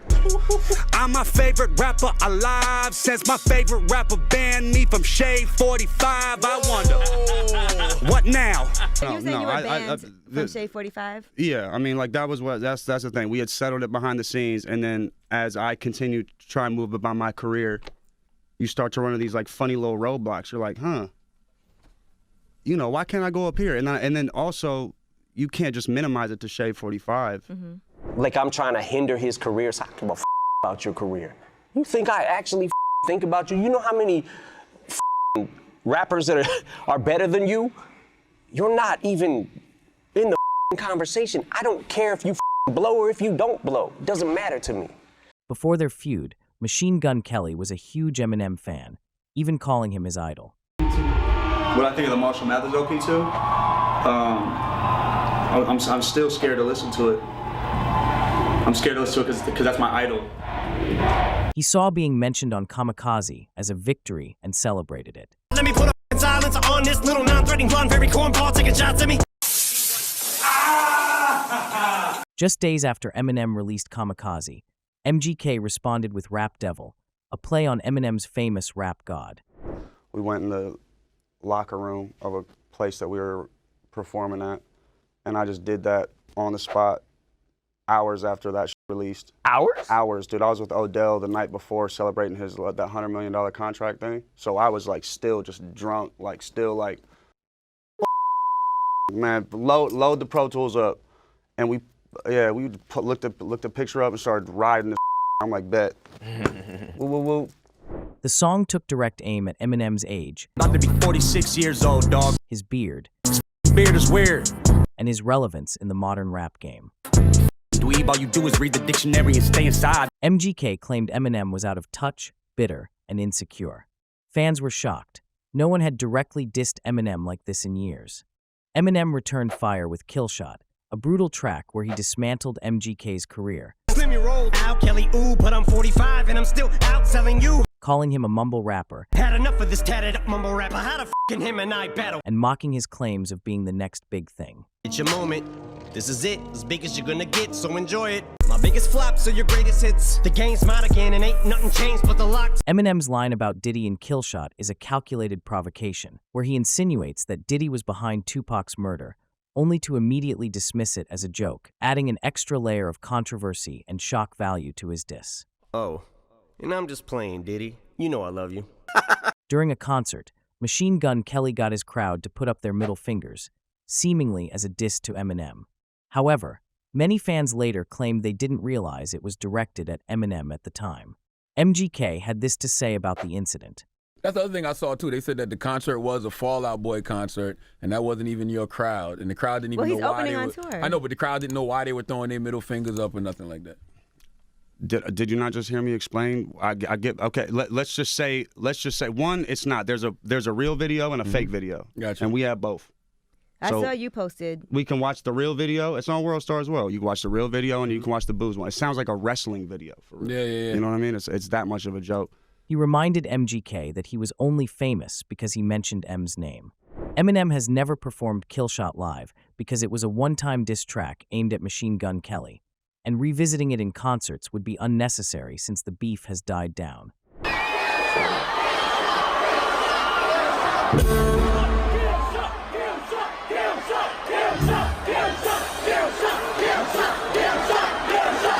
JD, you getting this?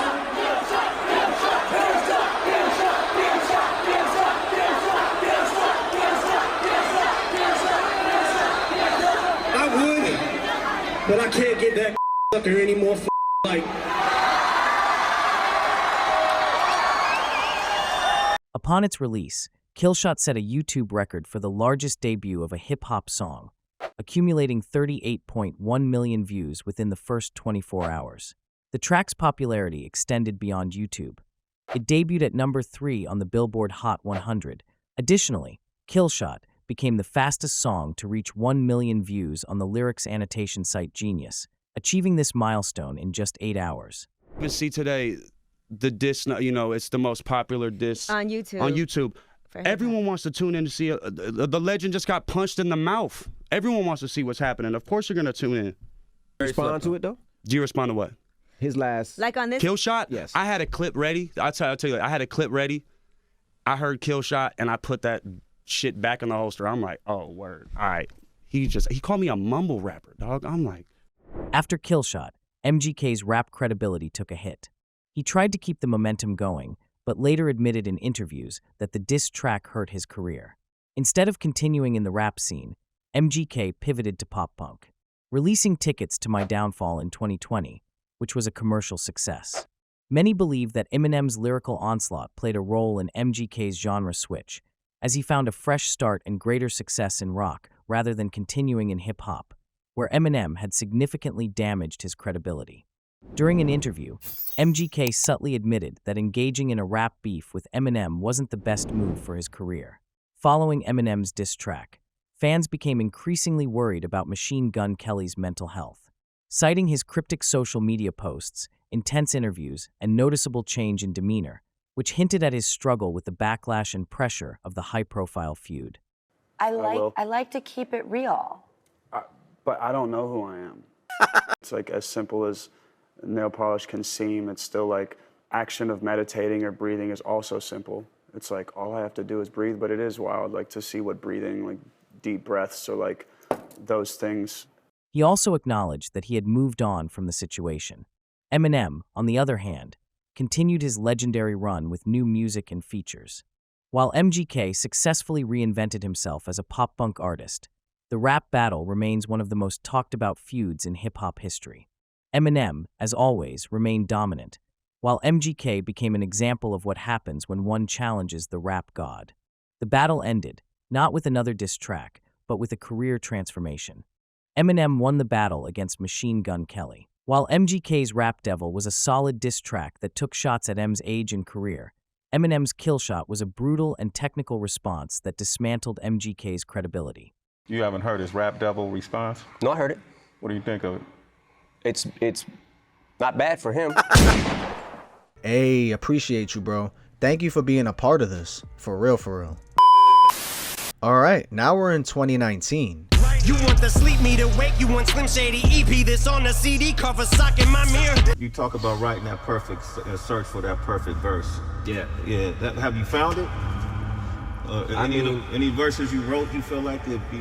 I'm gonna be 100% honest. Yeah. I'll keep it 100 right now. I feel like I've felt this way for a long time. I've always been chasing the Marshall Mathers LP because I know that captured a moment.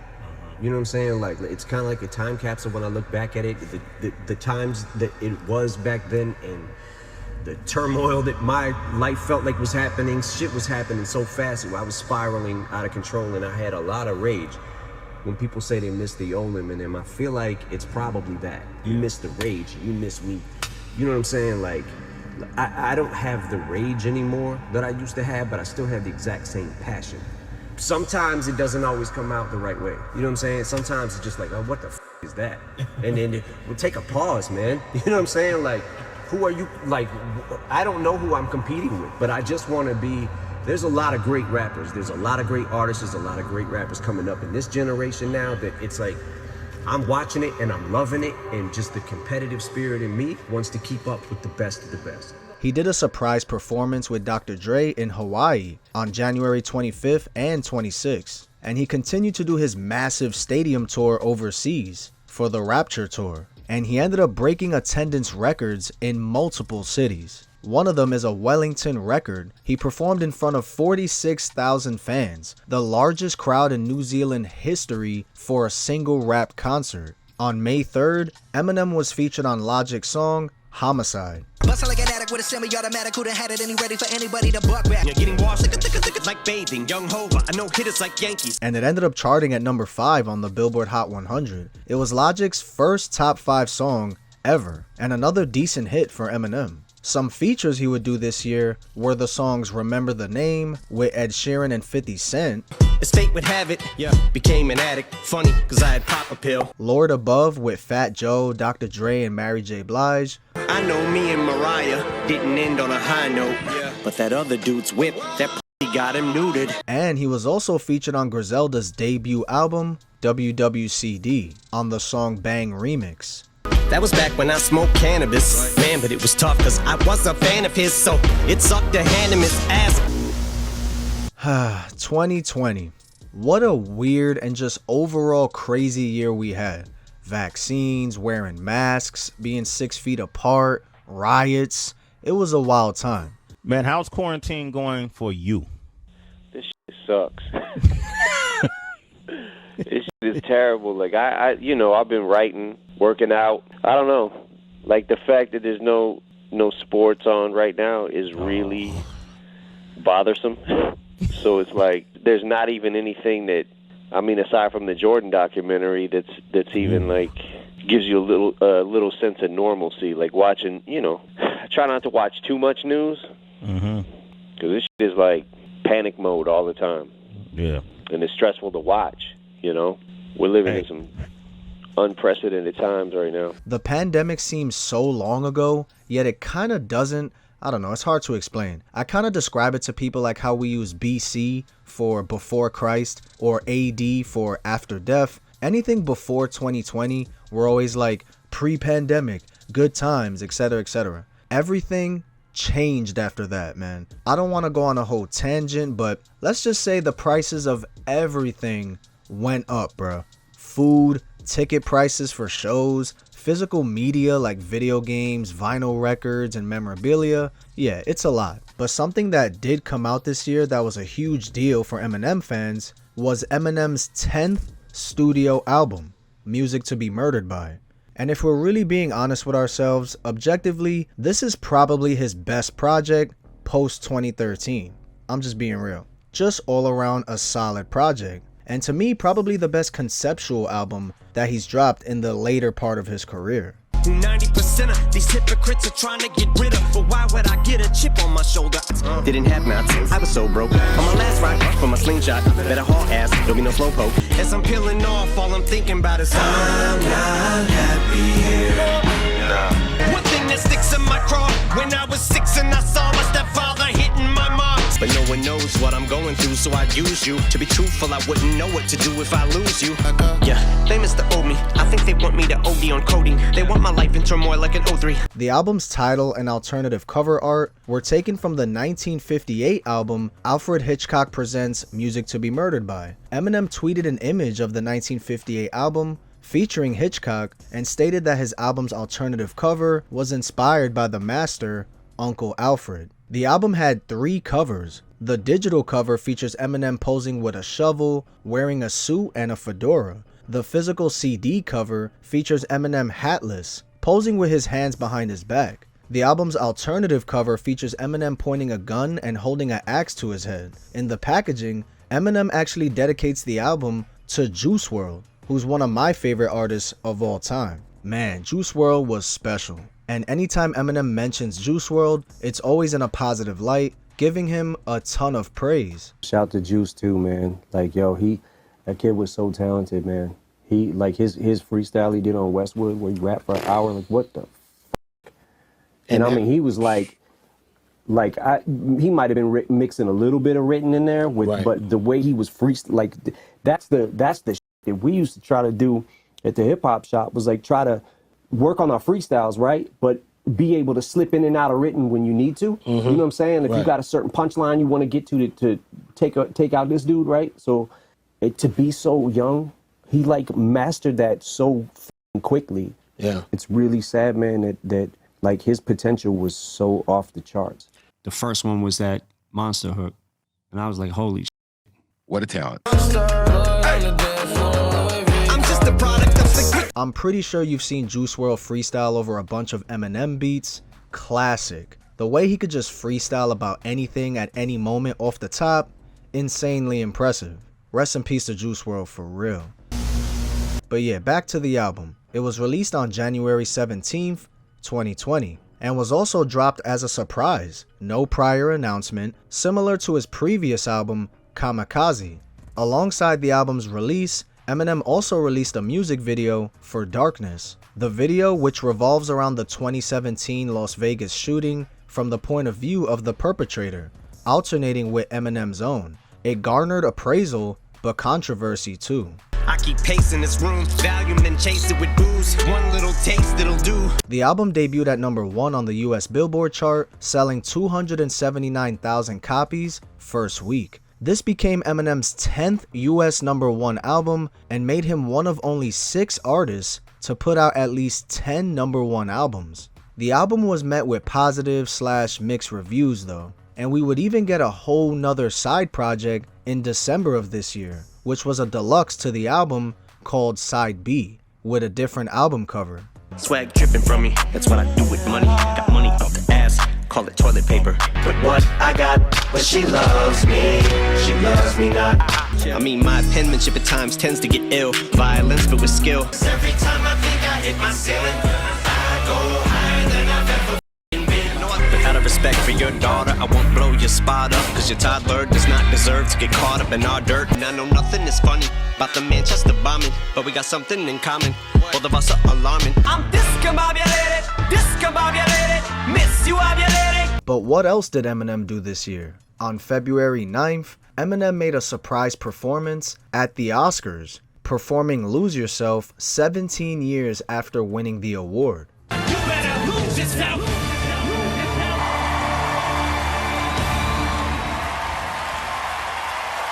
He also appeared on Jesse Reyes' album on the song Coffin. And say a prayer before I let go.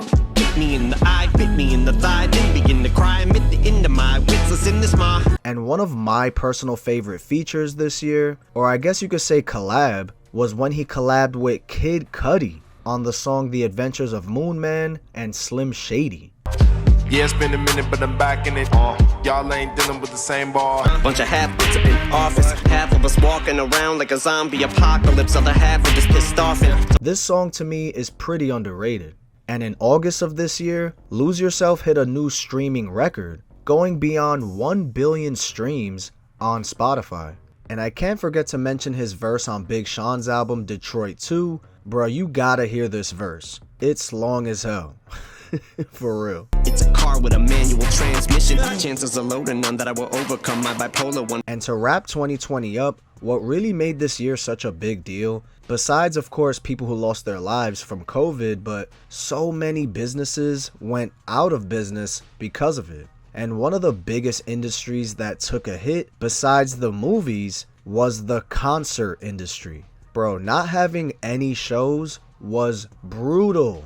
I'm sure for everyone involved, the promoters, the venues, the fans, and obviously the artists themselves, since that's what really is their bread and butter for their pockets. But now we're in 2021, The year where the pandemic started to fade away a bit, not completely, but now is the time where the concert game really started to pick up again. And we'll get into where M would perform this year. But in April, Eminem appeared in cameo form as White Boy Rick in 50 Cent's series BMF. Oh, nigga, I'm fly. What up, though? What's up, bitch? What is that? It's White Boy Rick. In May, Eminem's verse from the song Killer started to get traction on TikTok. I made a grip, I know it's tough to grasp. Get the bag, call it potato chips, I stuff in duffel bag. And on May 28th, he ends up dropping a remix with Jack Harlow and Corday. Swag drip. I used to rock a toboggan, headphones around my neck, trying to be like Shady.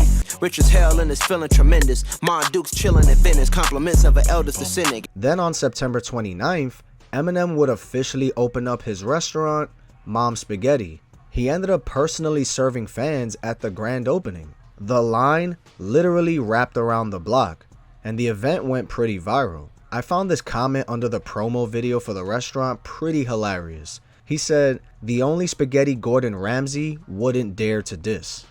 Or this one where he said, "I just hope the waiter doesn't keep on forgetting what he wrote down." Or this one where he says, "Sir, why is my spaghetti so salty? The chef's palms were sweaty."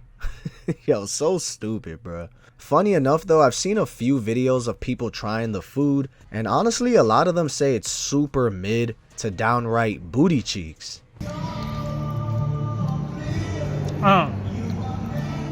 It's like not bad. Like at first hits pretty good, and then the quality starts to deteriorate a little bit. Not too impressive. I should also mention that I waited in line for 6 hours in the brittle cold.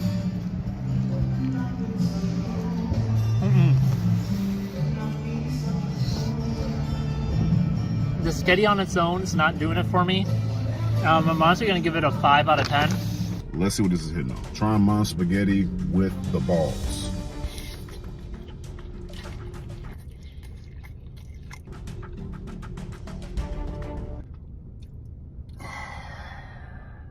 God damn it. This is by far the worst spaghetti that I have ever had in my entire life. It kind of reminds me of middle school cafeteria meat. But I'm gonna keep it 100 with you. Middle school cafeteria meat is better than this bull, bruh. When you get the spaghetti, they just throw it in the bag. And not to mention the container is open. So spaghetti is flopping all over the goddamn cup. Number 2, it's cold as and I should know it was gonna be cold as when they told me it'll be done in like 4 minutes. The sauce is by far the blandest upper mid sauce that I've ever had in any spaghetti. They say it's powdered Parmesan on this. Why in the hell are we using this low grade, tasteless, cheap Can we get some real Parmesan cheese, please? I also see some Reddit posts saying that it's overpriced, not good, etc. This comment was pretty funny too. The Reddit post was someone asking if anyone has tried the food, and this comment said, "No, but I'm proud to say it's on my sweater." Already? Was he nervous? Was he on the surface calm and ready? Like, but hey, maybe one day if I'm ever in Detroit, I'll try it myself and be the judge of it. He did do a few features this year too, on the songs Gospel with Dr. Dre, with the original flow sick and anybody can get it, COVID. Walkthrough with a rapper named Grip, who signed to Shady Records. You're either gonna wind up dead or in the penitentiary, because eventually you'll end up clinching a tool and come back vengefully to shoot limbally. And my favorite, EPMD 2, a Nas and Eminem song? Come on now. EPMD, we're back in business, living in cramped conditions, we'll give you ammunition. Nas's King's Disease run, the Magic run, his later career album run is phenomenal. Oh yeah, and he was also on the Venom Carnage movie soundtrack called Last One Standing. Like a block of cheese in a paper towel roll, Rocky Balboa, never been no towel thrower. And then in December, Eminem closed 2021 as Spotify's most streamed rapper of the 2000s and one of the top 10 global male artists overall. And I can't forget to mention when Eminem and LL Cool J would perform Rock the Bells together. And I thought it was so cool how you can just tell how much of a fan and how much Eminem truly respects the greats who came before him. He was damn near his hype man. It was dope to see.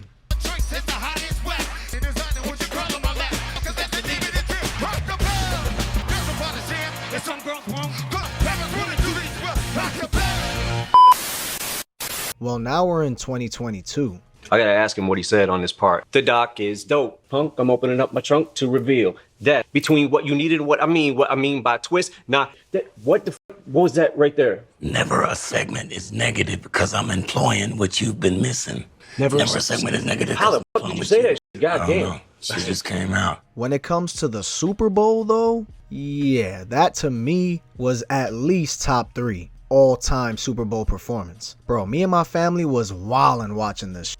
Every song was a banger. From top to bottom, the nostalgia was crazy, the choreography. Man, when 50 Cent came out, bruh. And of course when Eminem came out, you already know. He even expressed how nerve-wracking it was, especially because live TV is quote-unquote final forever if something goes wrong. And he ain't lying. But thankfully, everything turned out perfect. According to 50 Cent later, Eminem insisted he be included in the show.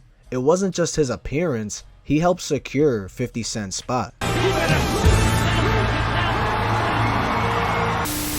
Eminem is Eminem. If you notice in hip hop, Eminem is the only rapper that nobody ever wants a problem with, including myself, man. Me personally, nah, is Eminem better than me? Nah, he not, bro.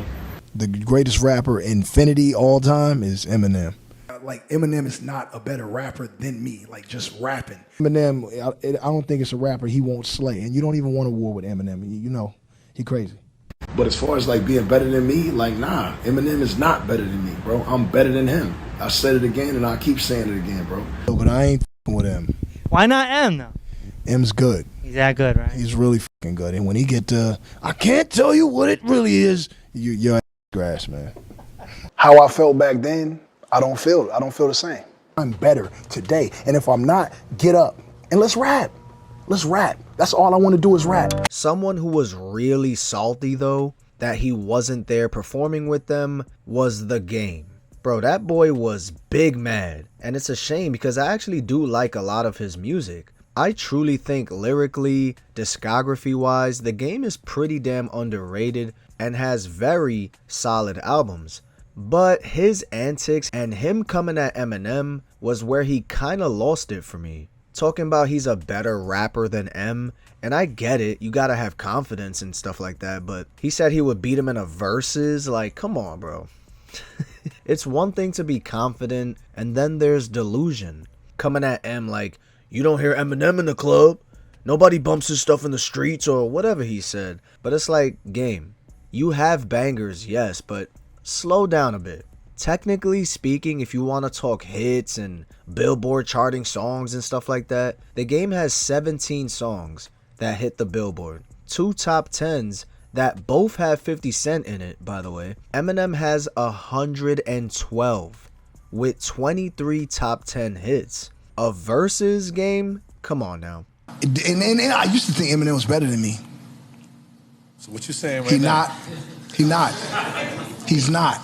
Game, you don't want to go versus against Yes, Eminem. I do. What do you mean? Yeah, I do. The Game ended up apologizing or whatever for what he said and saying that it was really because he was mad at Dre. And by the way, the stuff he said about Dre, that Ye did more for him than Dre ever did, was insane work. It's crazy that Ye did more for me in the last 2 weeks than Dre did for me my whole career. But anyways, he wanted to go after M since Dre couldn't out-rap him. I don't know, his logic makes no sense, but yeah. He even made a clickbaity title on his album Drillmatic called The Black Slim Shady, a 10-minute track. In and of itself, it isn't a bad track actually, it just seemed like clout chasing, or just shock value, which Game seems to love to do damn near his whole career. I'm on the map with him, he got all the blackest friends, he wants to be African. He tried to do the M sound on that song. He did it. No, he did it. He did it. But Don't make me jump in here. Come on, don't make it get serious, yo. Nah, he tried to emulate that. He tried. He tried. did. And he sounded like him, you know what I mean? All right, I'm going to take these shades off. They say what you want. It was easier to listen to than a lot of M. I'm going to co-sign that. So, and of course Eminem would never respond, but he kinda did the following year, where he says this. Only reason they still play your shit in the club. It's cause you still performing them. Sheesh. What a simple yet subtle way to take a nice dookie all over the game. On August 5th, Eminem released Curtain Call 2, his second greatest hits compilation. And it's crazy because I remember getting emails about this and I was like, it's almost been 20 years since the first one. And the fact that we're getting another one, like 17, almost 18 years later, just shows how much longevity Eminem has in this game. The album covers songs from his later career, post 2009, and includes 3 new tracks. And I'm the S-L-I-M, S-H-A-D-Y, I'm H-I-G-H. I roll up like the bottom of a toothpaste tube. Blue suede shoes, one missing a shoelace to it. And I'm here to stay. My reign's so definite, my longevity needs a hearing aid. In fact, that song with Snoop Dogg was their first collaboration in over 20 years. I know, believe it or not. And something big would happen for Eminem this year too. He was inducted into the Rock and Roll Hall of Fame. And guess who inducted him? Dr. Dre. It is my honor to induct my friend, Eminem. He also performed, which was dope. My name is I'm beginning to feel like a rap god. House to the loud, no swearing, you see him walking around with his falling rain clouds out my window. And here they go, back in stadiums and Shady's bitches flow. Nuts they go, when I say I'ma do something, I do it. I don't give a damn what you think. And in his speech, he acknowledged that being a rapper in the Rock Hall was unusual. He noted his overdose in 2007 and listed many of his musical influences. He honored a long list of artists who inspired him, asking that more hip-hop artists be considered for future induction. So yeah, you could say that 2022 was kind of a huge celebration for Eminem's entire career. Eminem also did a very rare feature this year on the Use This Gospel remix on DJ Khaled's album, God Did.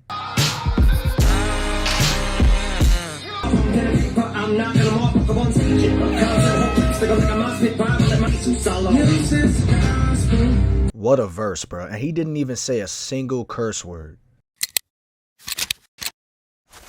Now it's 2023, the year hip-hop officially became 50 years old. Random fact, I was at Yankee Stadium for the 50-year anniversary hip-hop show with all the legends there, but there were a few legends missing though, that I felt should have been there. Like, oh, I don't know, Eminem, Jay-Z, 50 Cent on the 50-year anniversary, but whatever, that's neither here nor there. But yeah, in 2023, other than a few special guest appearances, like when he popped out for 50 Cent and Ed Sheeran, his output was pretty minimal this year, but there was someone who had some pretty interesting things to say about Eminem, and that was Melly Mel.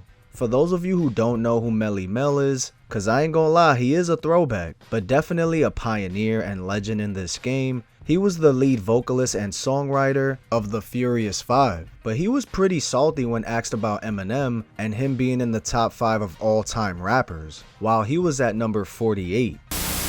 And the first time he spoke out against Eminem and even Jay-Z was back in 2017 during the Bravo reality TV show Family First of Hip Hop. And in the clip, he clowns both Eminem and Jay-Z, and this was the first public thing he had said that was slightly disrespectful towards Eminem. What about Eminem? What about him? He's white.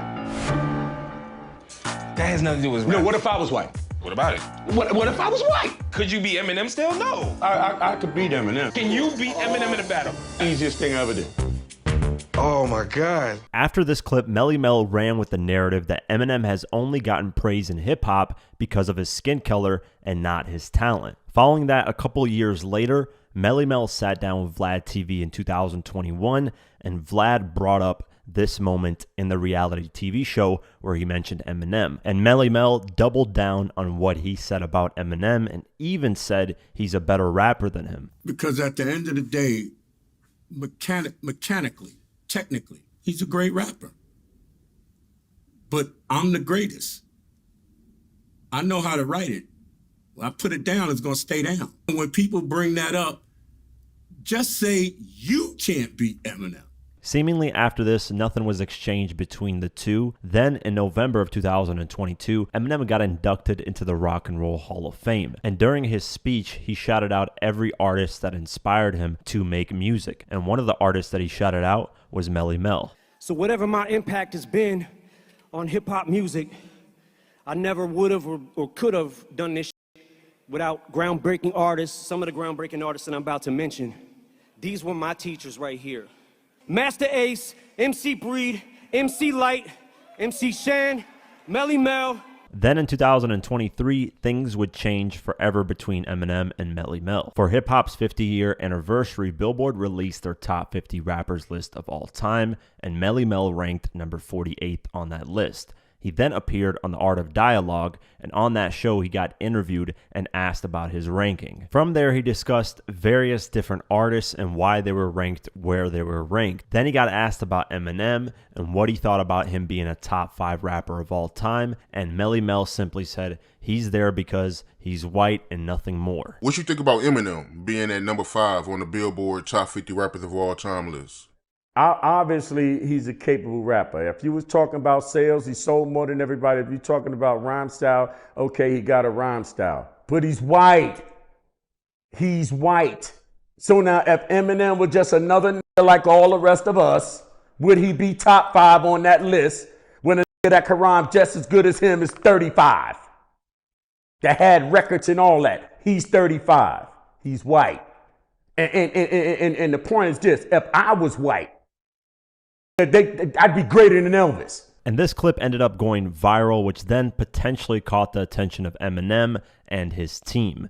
So what that prompted was a couple months later, Eminem would finally respond to Melly Mel. On July 27, 2023, Eminem and Dr. Dre announced that they signed a new artist by the name of Easy Mill. With that announcement, they revealed that Easy Mill would be dropping his deluxe version of his album Duality on August 11th, and that it would feature a track titled Realist featuring Eminem. That track ended up being the lead single for the deluxe version and got released on August 5th, 2023. And in Eminem's verse, he responds to a lot of criticism, not only from the Billboard Top 50 Rappers list, but he actually goes at Melly Mel directly. And I'll be the last to toy with a juice that whose brain is like half destroyed, like a meteor hit it. Well, then with Melly Mel, we lost his asteroid scams. And of course, after this release, it made headlines everywhere, and Melly Mel's name was attached to Eminem in one of the worst ways possible. Of course, mentioning Eminem's race as the reason. That comment kind of struck a nerve in Eminem. So for Melly Mel to say that, I'm sure had Eminem feeling some type of way. Melly Mel ended up making a whole diss track towards M called Kickback. Why they put Pee Wee Herman in the Hall of Fame? Hit a 1, 2, 3, 4, 5, 6, 7, 8. Bro, my boy said, hit him 1, 2, 3, 4, 5, 6, 7, 8. Oh my God. Oh man. He would quickly apologize soon after though, with a pretty lengthy statement on his social media. It could have been him that typed all that, but I don't know. It looks like such a label PC response, but I don't know. You guys can read all that. Personally, my take on all this, hey, if that's how he feels, that's how he feels. The whole race thing though is just kind of old at this point, I feel like, because Eminem himself has already admitted that being white did help him. He said it multiple times, but that still doesn't take away the fact that he's just better than everyone. Like, for real. It's not his fault. He's great. Doesn't matter what color you are, right? It's not his fault. He has that gift to be able to take those cadences, some of mine are here and there too, and just work them that way, right? That's his gift. His subject matter allowed him to reach into areas that the average copper-colored artist could not, just by virtue of it, of who he is and where he came from. For the BET Awards this year, Eminem sent a tribute video to Marley Marl, which was pretty cool to see. He's produced some of the greatest hip-hop beats of all time. Thinking of a master plan. He kind of composed it and caught that moment. They were about to explode. The energy that LL had, mixed with Marley's production, lit a fire under LL to make that album what it was. Marley, man, one of the greatest, what can I say? He deserves the award because he's Marley Marl. But what are you gonna do about it? In November, it marked a unique moment for Eminem in the gaming world. This is when his collaboration with Fortnite launched. His palms are sweaty, knees weak, arms are heavy. He wrote down, the whole crowd goes so loud. Snap back to reality. Oh, you better lose yourself in the music, the moment.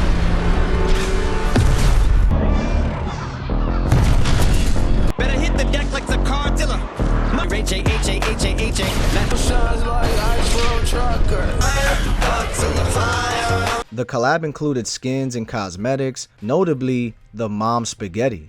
This was pretty dope for both Eminem fans and, of course, Fortnite players, or Fortnite players who like Eminem.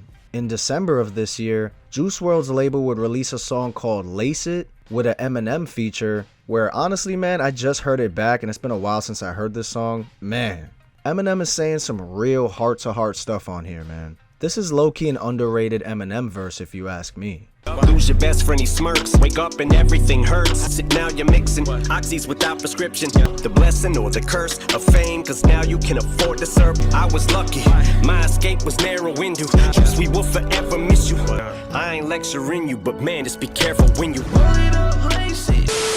Now we're in 2024. And on February 23rd, it marked the 25th anniversary of the Slim Shady LP. It's crazy how time flies. They even released a special vinyl for it, which I wish I had. I'm already losing it about the box. It just looks so nice.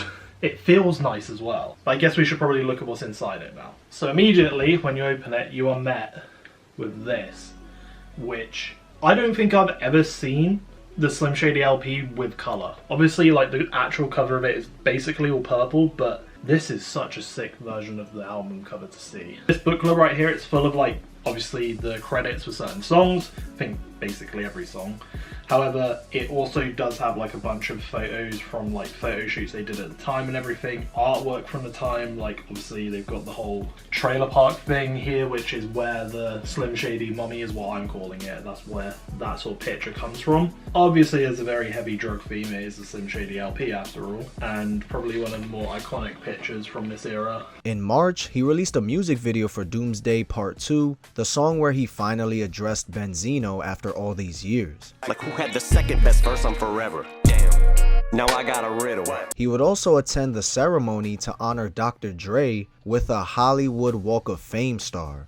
I'm actually surprised it took this long. Like, come on, they forgot about Dre? Legendary status though, for real. Something else that happened in March, his daughter Haley surprised him with something so beautiful and honestly kinda made us all feel like grandpas ourselves. How about that? Did you get the jersey, the Detroit jersey with grandpa on the back? Slim Shady's gonna be a grandpa. Wow. Look at his face. On April 26th, he announced that he was dropping another album titled The Death of Slim Shady. Lyrics and controversial antics which made him infamous may have ultimately led to his demise. So who killed Slim Shady? Then in May, another dope personal moment happened for M, where he walked Haley down the aisle at her wedding. It's honestly insane to see this. Like, again, where does time go? He would then go on to drop his lead single, Houdini. And when I first saw the music video, I was like, yo, instant nostalgia, which was clearly the intention. A really solid song to go for your lead single. Dope song and music video. On June 6th, he did a surprise performance at the Michigan Central Station, a pretty spontaneous show for his fans in Detroit.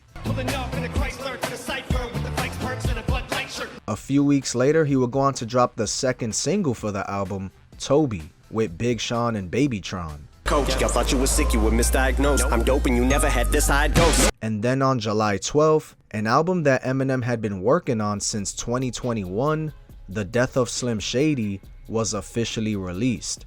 It, you aren't taming it, sharp pain in the heart, aim in a bar chamber that carve names in it. Been trying to break the habit of saying any R words, but I'm still an addict, so it's getting harder. Blind people and deaf people suck. So do cripples. Suspended from school for setting off the alarm. Kim Jong keeps screaming they gon' drop the bomb. But anyway, before I get banned, kicked off Twitter and TikTok, cause they so damn ticked off, bitter. Couple decades, been letting this text ray from that day that I met Dre. So you liable to catch strays. Member of Grindr and Tinder. MD is in the band, in the apartment while I'm dancing. The album debuted at #1 on the Billboard 200 charts, selling 281,000 copies first week. It actually became Eminem's 8th nomination for the Grammys for Best Rap Album, and it actually won Favorite Hip Hop Album at the 2025 AMAs. And the American Music Award goes to...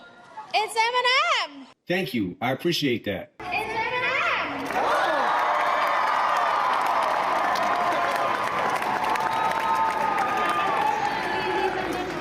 Let's be real. Since I I'm with Slim Shady. But let's be real. I'm 24 years old. That's crazy.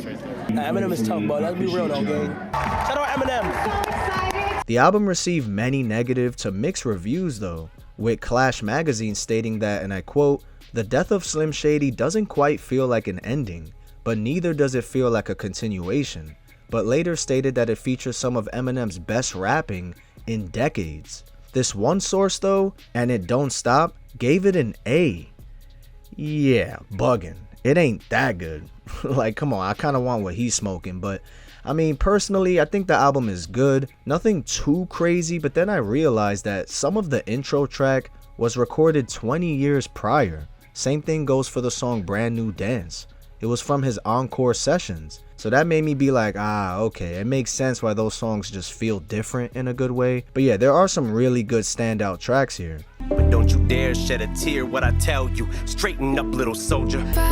Tears are temporary. As I start the spiral. Message to my daughters, I don't even deserve the father title. Evil and Guilty Conscious 2? Gas. Guess I just choose to stay evil. Yeah. So evil. I'll obscene foul prick. I kick one freestyle by beating down a special needs child, and these people freak out. And that dude right there with the Detroit Police Department. That is the GOAT, man. I ain't trying to hear none. Let me know in the comments if you guys think this album is overhated / underrated. Cause it might be. I'm not gonna lie, after hearing it again, it might be. On August 30th, he was a feature on an LL Cool J track, and man, when I tell you, this is a dope ass song, bruh. Cinderellas get propelled out the glass slippers. Unapologetic and we're gonna cause a headache. Me and Ella about to set it. LL bodied this, as well as Eminem of course. Just two legends going in. On September 11th, he opened for the VMAs with a high profile performance, doing the songs Houdini and Somebody Save Me. Still a white church, pulling up in a Chrysler to the cypher to break your feet. If I was to ask for make a deed, just like that in my back row. Ate some codeine as a way of coping it first, and it feels like I'm talking in mind boggling.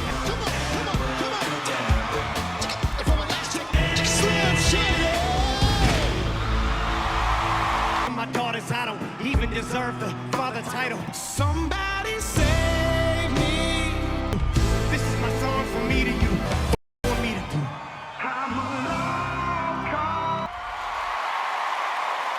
Man, the stage setup called back to his classic 2000 VMAs appearance, with lookalikes and their wigs and beards. This was fire, man. Any Eminem fan watching this, you probably felt super old, but just excited to see this. 2 days later, we got the deluxe to the album, with an additional 4 tracks. On October 3rd, he released a music video for the song Temporary, the track dedicated to his daughter. A really heartfelt and touching music video. And speaking of that song, Haley said on her podcast that when he was performing this song, he started crying. Dad was performing and we didn't know ahead of time he was performing Temporary and Somebody Save Me. So we're sitting there and the song starts playing. All of a sudden we're all bawling. I had one napkin under my drink, so I like grabbed that. We're like ripping it in half, passing it around. I'm like, really? There was no warning? That was his first time performing it live. So I was like, oh my gosh. I didn't know if he was gonna cry, but we were all crying. So I'm like, okay, hopefully no one's looking at us right now. Message to my daughters. In November, we ended up getting another Eminem collab with Fortnite. I wanted the fame, but not the cover of Newsweek. Oh well. Monster, the son of my bed. And I don't gotta play make believe. He also gave us a public message at the EMAs. EMAs, what up, you bloody wankers? Thank you for this award. I appreciate y'all, man. Thank you so much. That boy Eminem just doesn't stop winning. It's crazy. To this day. On December 2nd, though, someone who was vital to Eminem's life and career, his mother, Debbie Nelson, passed away at the age of 69 after battling lung cancer. And despite how controversial and the mixed feelings and emotions that the fans have over her, we only got one mom. And I know that's tough for anyone to go through. Rest in peace to Debbie.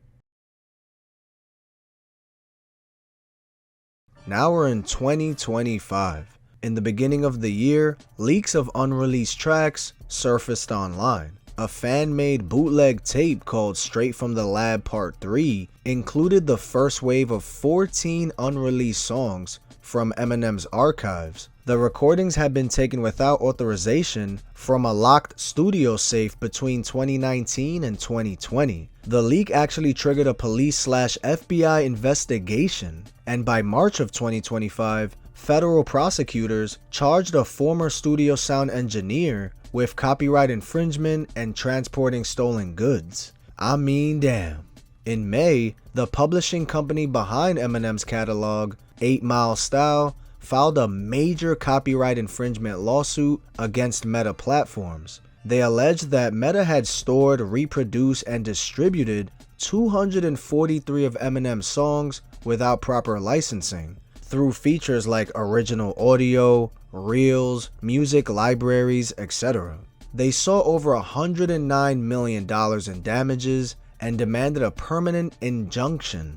In July, it was officially announced that the documentary film Stans, produced by Eminem, would actually get a global theatrical release for a limited time, starting August 7th to August 10th. Is Stan based on a real fan? Eminem helped me. Your music is saving my life. And there we have it. The film would officially release on August 7th, and it explores Eminem's career and cultural impact through the lens of his most devoted fans, aka stans. And personally, I ended up buying tickets as soon as I saw the email. I was like, God has to be real, bro, because what are the odds an Eminem documentary is coming out in theaters the same time I'm making an Eminem documentary of my own? Yeah, so you know I had to watch that. The day of the premiere in New York City, he did a pop-up shop in Soho, Manhattan, where they did a Stan lookalike contest, so you know I had to be there to see what's up, and it was pretty cool in there. The line was pretty long. I'm actually here for a second on the coverage for it. Hey, you see your boy. Here is some of my footage of it inside. The person who won the contest, yeah, no offense, they should not have won that, but hey, I get it. They were being nice. And congrats to them. I'm sure that made their day, this and that, but come on, bro. Really? If I was one of those other people who spent all morning, all week probably trying to look like M, and then I lose to that? Yeah, I'd be pissed. Respectfully. As for the documentary itself, it was super cool to see that in theaters and get the prescription bottle like popcorn thing. That was super dope. But yeah, I thought the film was good, but I don't know. I was expecting something more epic than that. I don't know. It did have its moments and dope stories from his most hardcore fans, even though some of the fans, it says they were stans from like 2018. That had me like, bruh, ain't no way. Put me in there. You feel me? Oh yeah, I also bought the vinyl for the soundtrack for the movie, which doesn't get shipped I think till like January of 2026, but it ended up releasing on DSPs the same month of the film, with nothing really too crazy that we haven't really heard before, but we ended up getting an unreleased track from the Eminem Show's studio sessions. Everybody's looking at me. Everybody's looking at me. And we know this because you can hear this song on the song The Kiss skit on the Eminem Show. I'm gonna kill him. I'm going to f***ing jail because I'm gonna kill this man. Man, what an amazing track. Lights, action, cameras flashing, managers, sponsors. And I can't believe he didn't put this on the album. And it only makes me think about how much flame they have just tucked in those hard drives, man. Can you imagine all the heat that's there from that era? Man, I would love to hear more for real. And speaking of stans, there was one dude who took it to the absolute next level. He went to Eminem's crib like 3 different times. Fiending. He was reconvicted this year after his 3rd home invasion. Like, come on, bruh.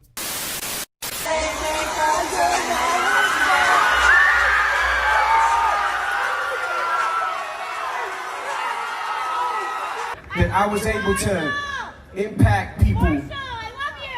I love you too. I'm trying to think of what the I want to say here.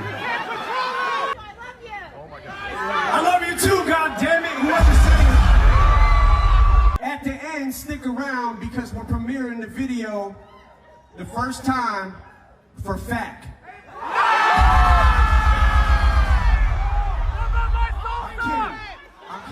At the Thanksgiving Day NFL game for the Detroit Lions, you already know Eminem's a huge fan. He ended up making a surprise halftime appearance, performing live, with his grandson watching along. A verse that Eminem did this year would be a feature for JID, and man, when them two get together on a track, it's like PB&J for real. He raps for damn near what feels like an eternity. It's an insane verse, and his flow is so sharp on here. Beat up a beat like a drum machine, get something to me. You don't wanna go and bump into me. I jump in the beat so comfortably. But man, we're finally here. And what I'm about to say, no pad, no pen, no paper, none of that. Straight from my heart, I'm just spitballing here, but what else can I really say about Eminem, man? I mean, the dude's an absolute living legend. The impact he's had on so many people in this world, coming from literally nothing to where he's at today, I mean, there's really nothing like it. I'll never forget, a few years ago I had a coworker who was from Argentina and didn't really speak English too well, but I remember we had a conversation and he told me the literal reason as to why he knows English is because of Eminem. Just listening to his music non-stop growing up, I guess he just started learning that way, and he had a whole Eminem tat on his forearm. It's just crazy how many stans there actually are, and the fact that the word stan is actually in the dictionary is incredible. And I don't even think Eminem thought that that song Stan would make such a huge impact to this day, and that's just one song.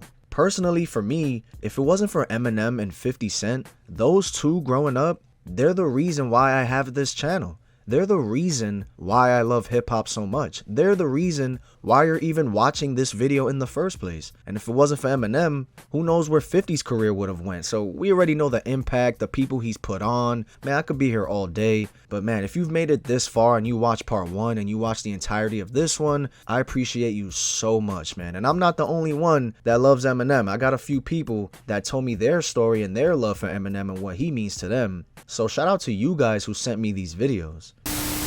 What up, players? It's your boy, your favorite hip-hop unk, Ed from soulandstereo.com. I had to come through and show love to the nephew, Aaron, for his series on Eminem. Shout out to my boy, you're doing a great job. But I couldn't let the opportunity pass without sharing a few of my Eminem notes. So let Big Unk speak to you for a minute. So I am an old head, so I remember the very first time that we got to hear My Name Is on the radio. So I'm listening to the radio late at night. This is back in the 90s when they used to play the underground cuts at like 9 or 9:30. They had their own segment. So they're playing this song and I'm hearing this joint. Hi, my name is. Hi, my name is. Hi, my name is. I thought that it was a commercial. I thought it was like a joke that the DJs were playing. I did not think it was a real song because we never heard anything that sounded like this ever before in my life. So I'm listening to it. I'm half listening to it because I think it's like some jingle for some commercial, some car lot or something locally. But I'm listening. I'm like, this is actually kind of dope. This is a dope commercial. So I'm listening through it all the way through. I'm like, this is kind of long for a commercial. It wasn't a commercial. It was this hot new single the DJ jumped on, said it was a new one from Eminem.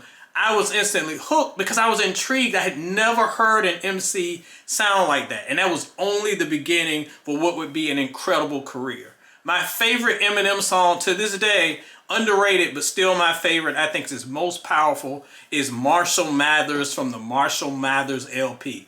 It's not a big hit at all, but what it is, it perfectly tells the story of Eminem. Because at the end of the day, y'all, M does not want the fame. He doesn't even really want the money. He loves the art. And this song talks about how he just wants to be Marshall Mathers. He just wants to make dope hip hop.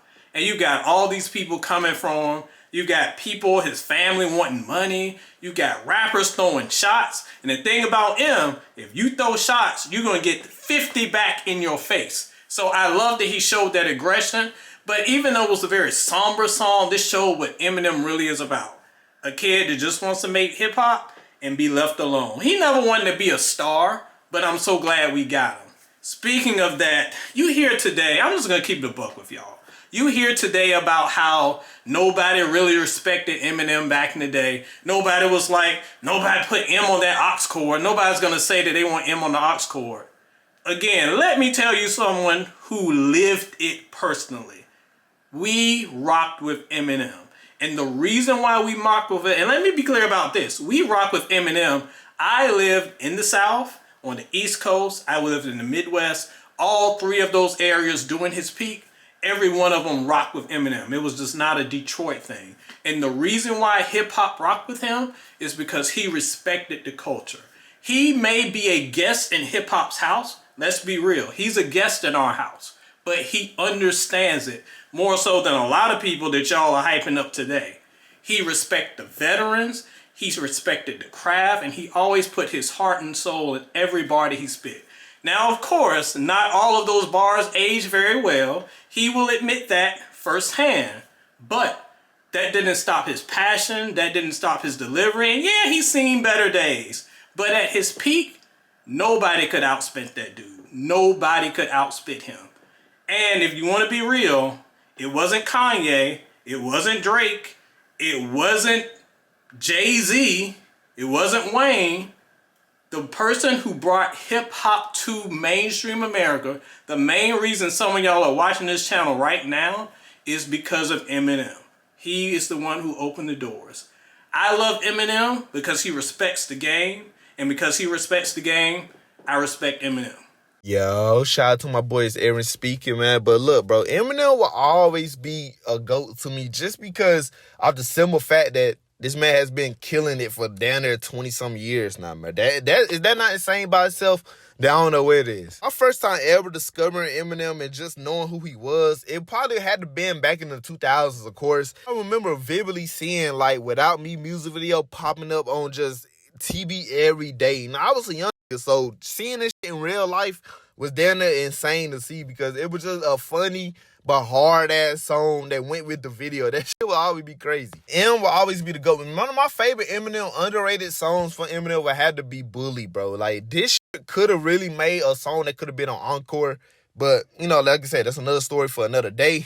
Just Eminem means a lot to me, man. Like, Eminem is one of the people that really just, like, showcase that you really could do this shit, bro. Especially after going what he went through, you know, almost after overdosing, etc. And just coming back even stronger and becoming likewise just a better artist than what he was in the 2000s. You can't do nothing but commend that, man. That man will always be the GOAT. You can't do nothing but just respect it. Always will be the GOAT, man. Like, he been killing shit for years. And I know people like to make fun of him now and, you know, like the trash Eminem, but, bro, you can't take away greatness. You just can't, man. You just can't. Hey, my name is Cole Frosty, and I discovered Eminem back when I was a kid. We were in the circle playing hoops, and my friend's dad would back in his truck, and he'd play songs like My Name Is and The Real Slim Shady. I remember it was those songs early on because I would get the names messed up. Another childhood friend would, like, ripstick around in his, like, teal-colored Osiris's. Those things were mad ugly, and he would rap along to Rap God, like, just through his phone. I think Eminem's most underrated song has to be Nat. That's from the Music to Be Murdered by B-side, which Cole Bennett actually did a video of that one. This is one of the few songs that I actually don't mind there being COVID bars. It's so cool to me how he kept speeding up his rapping as the song goes along, and like the last chorus and everything as the instrumental continues to change. And like when he brings in that trumpet, dude, that is just so sick. I think what Eminem means to me is that he is like one of the GOATs of hip hop, and he has to be on that Mount Rushmore, no debate. You just can't deny the impact, the success, the fan base that he's had throughout all of these years over multiple decades. I also think Eminem has like naturally helped me remember that lyrics are important and they do matter. Hi, my name is Nikki, aka Crazy Eminem Lady. Obviously, I'm a huge fan of Eminem, but I'm also a mum of 3. Josh is 13, Theo is 2, and Libby is 3 months. I am also a dog mum to a little dog called Marshall. My wife, I'm a nail technician. I run my own business from home. I am from England. A lot of people think I'm from Scotland because I live there now, but I am actually English, and I've lived in Aberdeen, Scotland for about 16 and a half years. And I love Friends. I love Big Bang Theory, Gilmore Girls. I love reading non-fiction. I love walking. I walk a lot. And obviously I love Eminem, but there's definitely a me outside of Eminem. I first discovered Eminem when I was 14 years old. I was on holiday with my mum and dad in Spain, and I bought his Marshall Mathers LP album from a supermarket there. The album that started it all for me, Marshall Mathers LP. This was done by David, so a little bit different for him because it's not colour. He's done amazing, and I just think it's incredible how, despite how small that Eminem is, you can just still totally tell that it is him. But I'd heard people talking about Eminem in school, so I was intrigued. And I remember sitting by the pool and Stan came on. Dear Stan, I meant to write you sooner, but I've just been busy. You said your girlfriend's pregnant now. How far along is she? And I was literally like blown away. It was like nothing I'd ever heard before. It was raw, it was real, there was swearing. I just found it really clever at the end. And in the car they found a tape, but they didn't say who it was to. Come to think about it. And I remember putting my headphones into my dad's ears and being like, oh, you have to listen to this. And I've been a fan since then. I just loved how different it was and how he kind of pushed the boundaries. And I think that's helped make me who I am today. So how I discovered Eminem was when I first moved to the United States. The radio stations will always be playing a song called Not Afraid. So much so that my brother even got his ringtone to play that song. So that song was always around me, and that song I really learned from Eminem, just going like back, trying to learn the song from top to bottom, and that really shaped me up to be a big fan. That was my first song. I would say M's most underrated song must be the Ganja on Relapse. I know he doesn't like that album, but I still find some of the beats on that album very good. It Must Be the Ganja is so like a chill, like smooth beat to me that I really like it. I like it a lot. I would say what Eminem means to me is just how an inspiration he is. Just like when you hear his story, when you hear from like, you know, how he was as a kid, his life problems, and just how he eventually just went up to like meet Dr. Dre and became like the icon of rap that he is right now. Is like one of those like stories that you can really like actually feel it, and then you can also go like, this guy, through all odds, through all of what he went through when he first started debuting in the rap scene, to, you know, how he just moved up from all the beefs and everything else. It just shows like he really is like, you know, if he can make it, you can make it too. There's no question about it at all. And for the bonus, I would say reciting my favorite Eminem lyric would be the song Rap Game off D12, which goes, can't tell me shit about the tricks of this trade. Switchblade with a little switch to switch blades and switch from a 6 to a 16-inch blade. It's like a samurai sword, a sensei. All right, so yeah, that's one of my favorite lyrics from him. And yeah, I can't say anything about it. That man to me is like my favorite rapper of all time. At all. And I don't bullshit at all. When anyone asks me that question about who's my favorite rapper is, I'll always say Eminem. He doesn't even need to make music anymore. He's just so passionate. With so many albums in and years, he's still so passionate. Will he ever stop making music? Highly doubt it. Eminem's gonna keep making music for the rest of his life. I'm just so glad I finally got to give Eminem his flowers, man. Appreciate this man while he's still here, cause he is truly the GOAT. Of course. And Eminem, are you having fun? Two of us are having fun. It's nice to meet you. Wait, hold on.